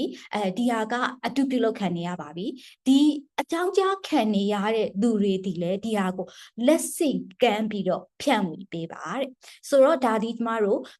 ကိုကဆုံးရှုံးမှုမဖြစ်အောင်ကာကွယ်တာအပြင်ကျမတို့ပုံစံနဲ့အလားတန်တူပြုလုပ်ပြီးတော့တခြားသူတွေရှိရာအကျိုးအမြတ်ထုတ်မှုကိုကာကွယ်တဲ့အပိုင်းဖြစ်ပါတယ်ပေါ့နော်အကောင့် compromise ကြတော့သူကနည်းနည်းလေးကွဲသွားတယ်ကို့အကောင့်ကြီးကခိုးခံလိုက်ရတာအဲ့တော့ကို့အကောင့်ခိုးခံလိုက်ရတာဖြစ်တဲ့အတွက်ကြောင့်မို့ကျမတို့ကအဲ့ဒီအချိန်မှာနီးပညာအကူအညီတွေလိုလာပြီပဲဖြစ်တယ်ခုနကလည်းမဟတ်တီပြောသွားတယ်ပေါ့နော်ကျမတို့အကောင့်အမျိုးအစားပေါ်မှာမူတည်ပြီးတော့ချစ်ချင်းလက်ငင်းကိုဒီအကောင့်ကိုကို့အပိုင်ဖြစ်အောင်ပြန်လုပ်ရသူများလက်ထဲရောက်သွားတဲ့အကောင့်ကိုကို့အပိုင်ဖြစ်အောင်ပြန်လုပ်ရပါမယ်ဆိုတော့ဒီမှာနီးပညာအပြင်ကတော့ကျမတို့ password တွေရုပ်တရက်ပြန်ချိန်လိုက်မယ်ပြီးတော့ကို့အကောင့်ကိုဘယ်သူတွေအသုံးပြုနေလဲဆိုတဲ့နေရာတွေကိုတွားရောက်စစ်ဆေးမယ်နောက်ပြီးကြတော့ကျမတို့ဒီအကောင့်နဲ့ဆက်နေတယ်ကျမတို့လေအကောင့်တွေ create လုပ်လို့တယ်ဆိုလို့ရှိရင် learning လုပ်နေရတဲ့ကျောင်းသူကျောင်းသားတွေဖြစ်တဲ့အတွက်ကြောင့်မို့ sign up with Google sign up with Facebook sign up with Apple ဒါမျိုးတွေပဲကျမတို့ကလွယ်ကူလုပ်တတ်ကြတယ်ပေါ့နော်ဆိုတော့ကိုယ့်ရဲ့အဲ့ဒီတူညီတဲ့ password ကိုပြန်သုံးခြင်း main account ကိုအသုံးပြုပြီးတော့ပဲ sign up လုပ်ခြင်းအဲ့ဒီကာချာကို short ချဖို့လိုအပ်ပါတယ်ပေါ့နော်ဆိုတော့အဲ့ဒီຢာတွေကိုကိုကအဲ့ဒီအချိန်မှာ on spot ဖြစ်နေပြီကိုကအရန် panic ဖြစ်နေပြီကိုအကောင့်ကြီးကအခုခံလိုက်ရပြီချက်ချင်းလည်းငင်ကိုဘာမှမလုပ်တတ်တော့ဘူးပူနေပြီဆိုလို့ရှိရင်လည်းစိတ်မပူပါနဲ့ကျမတို့ digital lab ရှိပါတယ်ကျမတို့ helpline ကိုလာခဲ့ပါကျမတို့ကတော့ mentally support ပေးတာတက်စားလို့ရှိရင်ဒီလိုမျိုး technical ဘိုင်းကနေပြီးတော့ဒီအရာတွေကိုချက်ချင်း recovery ပြန်ရယူနိုင်ဖို့ကိုဆုံးရှုံးသွားတဲ့အရာကိုကိုလက်ထဲပြန်ရအောင်လုပ်ဖို့အတွက်ဒါကိုကျမတို့အရင်အလေးပေးပြီးတော့လှုပ်ဆောင်ပါတယ်ပေါ့နော်ဒါကကြတော့ကျမတို့ချက်ချင်းလက်ငင်းဖြည့်ရှင်းရမယ်အနေအထားကဲကျမတို့ကဒီအရာကိုကိုယ့်ရဲ့ under control ဖြစ်သွားကိုရဲ့ဒီအရာကိုကထိမ့်သိမ်းထားနိုင်ပြီဆိုလို့ရှိရင်နောက်ထပ်မပြန့်ပွားအောင်လို့ကျမတို့တွေကကိုဖြစ်ပေါ်ခဲ့တဲ့ case ကိုကျမတို့ကကိုယ်တိုင်ထုတ်ဖော်ပြောကြားပြီးတော့ community ထဲမှာပြန်ပြီးတော့ဒီဟာကိုကျမတို့အမြဲတမ်းသုံးတဲ့စကားပေါ့နော်သင်ခန်းစာယူနိုင်ဖို့ပေါ့နော်ဒါပေမဲ့ဒီစကားလုံးတဲ့ပူလာတဲ့စကားလုံးများရှိတော့လားလည်းမသိဘူးเนาะဆိုတော့နမူနာယူနိုင်ဖို့ပေါ့နော်ကျမတို့ကဖြန့်ဝေပေးလို့ရတယ်ဒါပေမဲ့လို့ဒီလိုမျိုး case ကိုကိုယ်တိုင်ကြုံတွေ့လိုက်ရတဲ့သူကဒီအရာကိုဖြန့်ဝေပေးဖို့အတွက်သူ comfortable မဖြစ်ဘူးသူရှိကမပြန့်စေချင်ဘူးဆိုလို့ရှိရင် association ကနေပြီးတော့ကိုစားပြုတ်ပြီးတော့နာမည်ထုတ်ဖော်ပြောကြားခြင်းမရှိဘူးဒီအရာကိုကျမတို့အသေးစိတ်လေးလာဆန်းစစ်ပြီးတော့နမူနာအနေနဲ့ lesson learn လုပ်လို့ရအောင်လို့ association ကတာဝန်ယူပြီးတော့ဒီအကြောင်းသားဒီဂျားတွေကိုကျမတို့တွေဖြန့်ကြည့်ပေးလို့ရတယ်association အပိုင်းအခုစပါလာပြီပေါ့နော်နောက်ကြတော့ association အနေနဲ့ဆိုလို့ရှိရင်လည်းဒါကိုပို့ပြီးတော့လုံခြုံနိုင်ဖို့အတွက်ဆိုလို့ရှိရင်เนาะနည်းနည်းလေးပို့ပြီးတော့အားစရမှာပေါ့နော်ကျမတို့တွေဘလို့ case တွေကအရန် hot ဖြစ်နေလဲဘလို့ပုံစံနဲ့လိမ်လည်မှုတွေကအရန်ကိုအားကောင်းနေတယ်လေဒီအရာတွေပေါ်မှာကျမတို့သုံးတာတော့ peer learning လို့ခေါ်တယ်ပေါ့နော်ကိုကခေါင်းစဉ်ထုတ်ပေးပြီးတော့မှအချင်းချင်းကျမတို့ကျောင်းသူကျောင်းသားတွေဒီမတူညီတဲ့အရက် data တွေကလာတာဖြစ်တယ်ကျမတို့ကျောင်းသူကျောင်းသားတွေအပြင်သူတို့ရဲ့ family ထဲမှာသူတို့ရဲ့မိသားစုတွေထဲမှာလည်းလိမ်လည်ခံရမှုတွေကမတူညီတဲ့ပုံစံတွေလာတာဖြစ်တဲ့အတွက်ကြောင့်မလို့တယောက်နဲ့တယောက်ဒါကိုတွေ့ကြုံမှုပြန်လေဖလှယ်ပြီးတော့မှအချင်းချင်းပြန်ပြီးလေ့လာတဲ့ session လေးတွေပြုလုပ်တာပြီးတော့ technical နဲ့သက်ဆိုင်တဲ့လူတွေကို invite လုပ်ပြီးတော့ short session လေးတွေပေါ့နော် short session လေးတွေအကောင့်လုံးကြုံရင်ဘယ်လိုလုပ်ကြမလဲဟေ့ဒါမျိုးပေါ့နော်ဒါတွေကိုစီစဉ်ဆောင်ရွက်ပေးတာ association နဲ့အဲ့လိုလေးတွေလုပ်တယ်ဆိုလို့ရှိရင်တော့ကျမတို့ community ကပို့ပြီးတော့ဒီ scam တွေကိုshort ချနိုင်မှာဖြစ်ပါတယ်လို့ထင်ပါတယ်ရှင်ဟုတ်ကဲ့ဟုတ်ကဲ့ပါအမကျေးဇူးများကြီးတင်ပါတယ်တဆင့်ချင်းစီနဲ့နောက်ပြီးတော့ကျွန်တော်တို့ရဲ့အဖွဲ့အစည်းအနေနဲ့ရောဘာတွေလုပ်လို့ရမလဲဆိုတာကိုပြောပြသွားတာပေါ့နော်ဆိုတော့ခုနကကျွန်တော်မှတ်မိလိုက်တဲ့အရာမျိုးတွေဆိုရင်ဒီလိုမျိုးအကောင့်ကိုပွားပြီးတော့ပဲဖြစ်ဖြစ်ဒါမှမဟုတ်ကိုယ့်ရဲ့ပုံတွေကိုယူပြီးတော့ပဲဖြစ်ဖြစ်သုံးနေတဲ့အခါမှာချက်ချင်းတခြားကိုယ့်ရဲ့ network တွေကသူတွေကိုအကြောင်းကြားရမယ်ကျွန်တော်တို့တွေအချင်းချင်းကလည်းဒီသတင်းတွေကိုဖြန့်ကူရမယ်ဆိုတဲ့အရာမျိုးပေါ့ကဲဥပမာအဖြစ်တော့ငါတို့ရဲ့တငယ်ချင်းဘသူကတော့ဘယ်လိုမျိုးဖြစ်သွားပြီဆိုတာမျိုးလေးတွေဝိုင်းပြောရမယ်ဆိုတဲ့ဟာလေးတွေလည်းကျွန်တော်မှတ်မိလိုက်တယ်နောက်တစ်ခုကတော့ဒီ account compromise compromise ဖြစ်တဲ့အခါကျရင်တော့ဤပညာပိုင်းဆိုင်ရာအကူအညီကပို့ပြီးတော့အရေးကြီးတာဖြစ်တဲ့အတွက်ကြောင့်ပထမဦးဆုံးအရေးကြီးတာကတော့ဒီအကောင့်ကိုလက်ထဲပြန်ရောက်ဖို့အတွက်ဆိုတာပေါ့ဆိုတော့အဲ့ဒီအချိန်မှာအခက်အခဲတွေနဲ့ဒါစိတ်တွေပူနေနိုင်တယ်ဒါမှမဟုတ်ဘာလို့ရမယ်မှမသိဖြစ်နေနိုင်တယ်ဆိုတော့အဲ့လိုမျိုးဆိုရင်လည်းအမတို့ရဲ့ Digital Club ရှိတယ်ဆိုတဲ့အရာမျိုးကိုပြပြသွားတာကျေးဇူးအများကြီးတင်ပါတယ်အမဒီမှာနားထောင်နေကြတဲ့ကျွန်တော်တို့ရဲ့မိတ်ဆွေတငယ်ချင်းတွေကလည်းဒီကနေတစ်ဆင့် Digital Club ကိုချိတ်ဆက်လို့ရတယ်ဆိုတဲ့ message လေးရသွားမယ်လို့ကျွန်တော်ယုံကြည်ပါတယ်ပြီးတော့ဒါကျွန်တော်တို့ရဲ့ဒီ association အနေနဲ့လည်းကျွမ်းကျင်တဲ့ပညာရှင်တွေကိုဖိတ်ခေါ်ပြီးတော့မှဒီလိုမျိုးအကောင့်လုံခြုံအောင်ဘယ်လိုလုပ်လို့ရမလဲတကယ်လို့များတစ်ခုခုဖြစ်လာခဲ့ရင်ဘာလုပ်လို့ရမလဲဆိုတာမျိုးလေးတွေ section လေးတွေလုပ်ဖို့အတွက်အကြံပေးသွားတဲ့အတွက်လည်းကျေးဇူးအများကြီးတင်ပါတယ်အမဟုတ်ဆိုတော့အရှိမဆရာကြီးဆရာမတွေကတော့တော်တော်ကိုခြုံငုံပြီးတော့မှလောလောဆယ်မှာဤပညာပိုင်းဆိုင်ရာအရာဘာတွေကိုလုပ်လို့ရမယ်တကယ်လို့များဒီလိုမျိုးidentity ခိုးခံရတာတွေဒါမှမဟုတ် account ဖွင့်ခံရတာတွေငွေလိမ်လည်းခံရရင်စိတ်ပိုင်းဆိုင်ရာထိခိုက်မှုရှိလာခဲ့ရင်ဘယ်အဖွဲ့ကိုဆက်သွယ်လို့ရမယ်ဤပညာပိုင်းဆိုင်ရာအရာဘယ်လိုမျိုးတွေကိုအကူအညီတောင်းခံလို့ရနိုင်မယ်နောက်ပြီးတော့တကယ်ကြုံတွေ့ခဲ့ရတဲ့ကျောင်းသူကျောင်းသားတွေအနေနဲ့ဘယ်လိုမျိုးတွေအကျိုးဆက်တွေကိုခံရတယ်ဆိုတာကိုအရှိကဆရာကြီးဆရာမတွေကတော့ပြောပြသွားပြီပေါ့နော်ဆိုတော့နောက်ဆုံးအနေနဲ့ကျွန်တော်ကတော့မေးခွန်းလေးနောက်ဆုံးတစ်ခုပေါ့နော်အဲ့ဒါကိုဆရာမ iceberg ကိုလှည့်ရင်းနဲ့ဒီနေ့ section လေးရဲ့ကျွန်တော်ပြင်ဆင်ထားတဲ့မေးခွန်းလေးတွေကိုတော့အဆုံးသတ်ချင်ပါတယ်ဆိုတော့အဲ့ဒီမေးခွန်းကတော့လေခုနကအရှိမပြောသွားသလိုမျိုးပဲဒါအကောင့်တွေခိုးခံရမယ်ဒါမှမဟုတ်ပတ်စံလိမ်လည်းခံရမယ်ဒါမှမဟုတ်ရင်ဒီအကောင့်တွေဖွင့်ပြီးတော့မှgender harassment gender based harassment တွေလုပ်ခံရမယ်ဆိုတဲ့အရာတွေအများကြီးရှိနိုင်တယ်ဆိုတော့အဲ့ဒါအပြင်နောက်ထပ်ပို့ပြီးတော့ကြောက်စရာကောင်းတဲ့ကိစ္စတစ်ခုကကြတော့ scamming တွေကပို့ပြီးတော့ခေတ်စားလာတာနဲ့အမျှကျွန်တော်တို့ရဲ့ bank account တွေကျွန်တော်တို့ရဲ့ဒီလိုခိုးခံလိုက်ရတဲ့ identity တွေကထိုင်းနိုင်ငံရဲ့ဥပဒေတွေနဲ့အများကြီးတွားညှိနေနိုင်ပါတယ်ဆိုတော့အဲ့လိုညှိနေနိုင်တဲ့အခါမှာဘယ်လိုမျိုးအခက်အခဲတွေများကျွန်တော်တို့ចောင်းသားတွေနဲ့ကြုံတွေ့နိုင်ရမလဲတကယ်လို့သာကိုမသိပဲနဲ့အဲ့လိုမျိုးဥပဒေနဲ့မသိလျော်တဲ့ကိစ္စရပ်တွေမှာကိုယ့်ရဲ့ identity တွေ bank account တွေကများပါသွားမယ်ရှိသွားခဲ့မယ်ဆိုရင်အကျိုးဆက်တွေရှိလာတဲ့အခါမှာကျွန်တော်တို့တွေဘယ်လိုမျိုးအကူအညီတွေကိုဘယ်အဖွဲ့အစည်းတွေမှာတောင်းခံလို့ရနိုင်မလဲနောက်ပြီးတော့ဘာတွေလုပ်လို့ရနိုင်မလဲဆိုတဲ့ဟာလေးကိုနောက်ဆုံးမေးခွန်းလေးအနေကြားရမှာမသိဘူးရှင်ဒီမှာမှလည်းမကောင်းတော့ဟုတ်ကြားရပါတယ်ဆရာမဟုတ်ဆိုတော့အခုလိုမျိုးဟာမျိုးဆိုရင်ဒီအရင်တော့ဖြစ်ခဲ့တဲ့ case တစ်ခုရှိရပေါ့နော်အဲ့ဒါကြတော့အဲ့ရဲ့ဒီကောင်မလေးတယောက်ကသူ့ရဲ့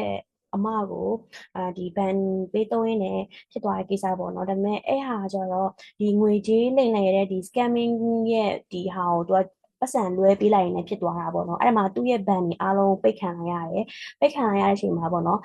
ဒီသွားပြီးတော့အကြောင်းကြားတဲ့အချိန်မှာ yes ခန့်နေနဲ့ထပ်ခါ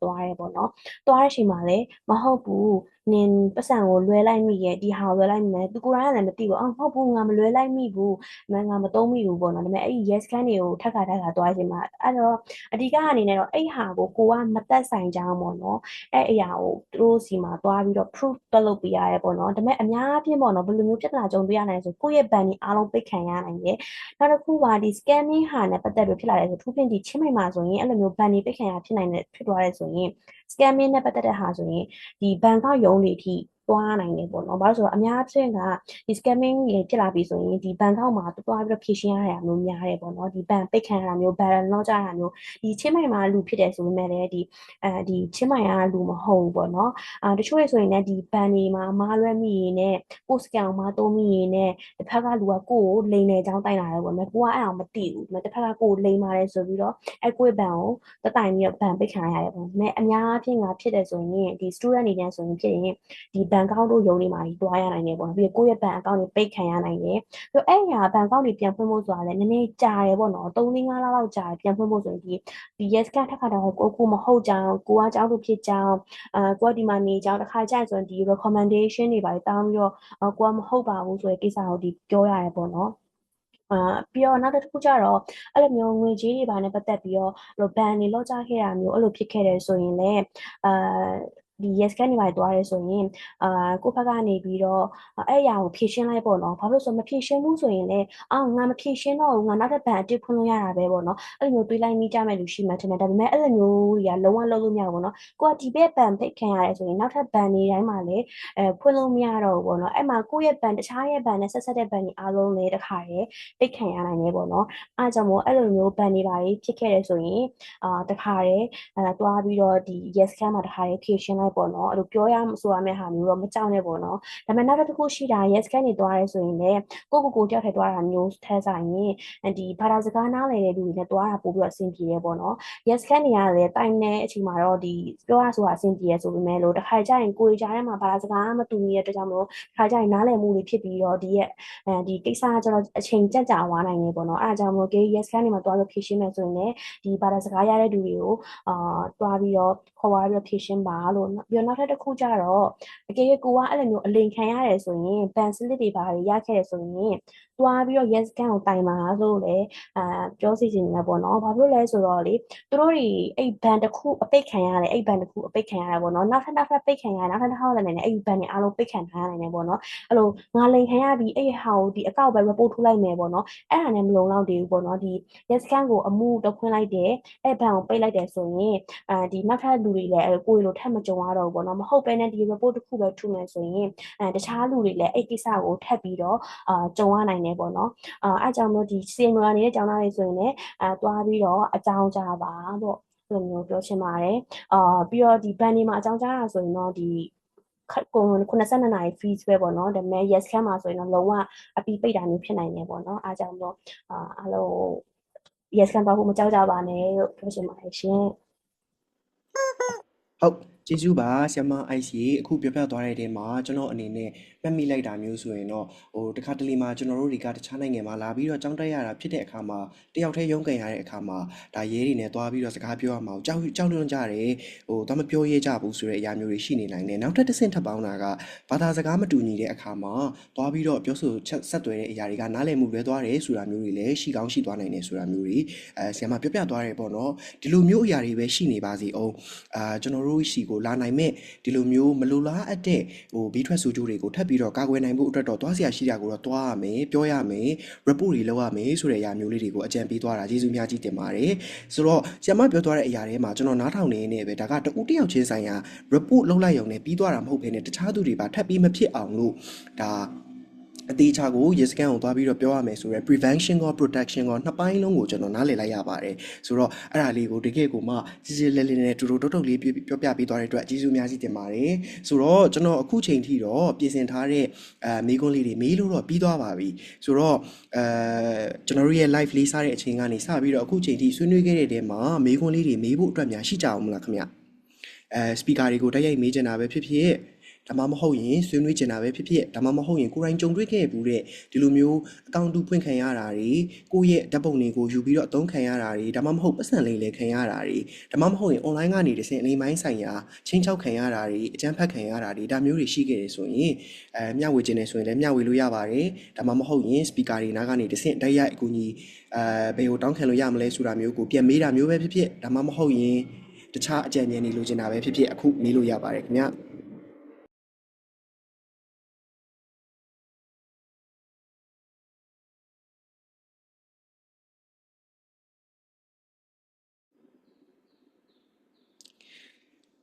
ျကျွန်တော်တို့ကိုတော့ live ကနေကြည့်နေတဲ့သူတော့ပိုတော့များပါတယ်ခင်ဗျအဲ့ဒီအတွက်ကြောင့်မလို့ပဲ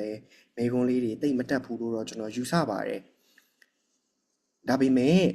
အခုဒီနေ့မှာပါဝင်ဆွေးနွေးပေးသွားကြတဲ့ဆရာမတွေရဲ့ဒီဆွေးနွေးခဲ့တဲ့တဲကကုတ်လေးတွေကိုလည်းကျွန်တော်တို့တွေပြန်ပြီးတော့ဒီ Burma Student Association Chiang University ရဲ့ Facebook page မှာတင်သွားဖို့ရှိပါတယ်အဲ့ဒီအခါလေးတွေမှာကျွန်တော်တို့ရဲ့ chat box ကိုမေခွန်းလေးတွေများရောက်လာခဲ့အောင်မယ်ဆိုရင်လည်းဆရာတို့ဆရာမတို့နာကိုပြန်ပြီးတော့ refer လုပ်ပြရစီအဲ့ဒါလေးတွေကိုလည်းကူညီဖြည့်ပေးပါအောင်လို့ဒီကနေပဲတခါတည်းကူညီတောင်းခံလိုက်ချင်ပါတယ်ခင်ဗ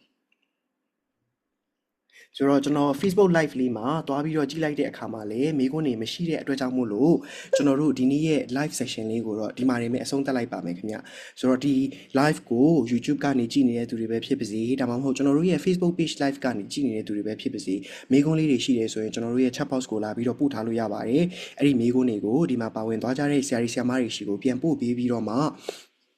ဆရာကြီးဆရာမတွေရဲ့ကျွမ်းကျင်တဲ့ဒီအကြံဉာဏ်တွေကိုကျွန်တော်တို့တစ်ဆင့်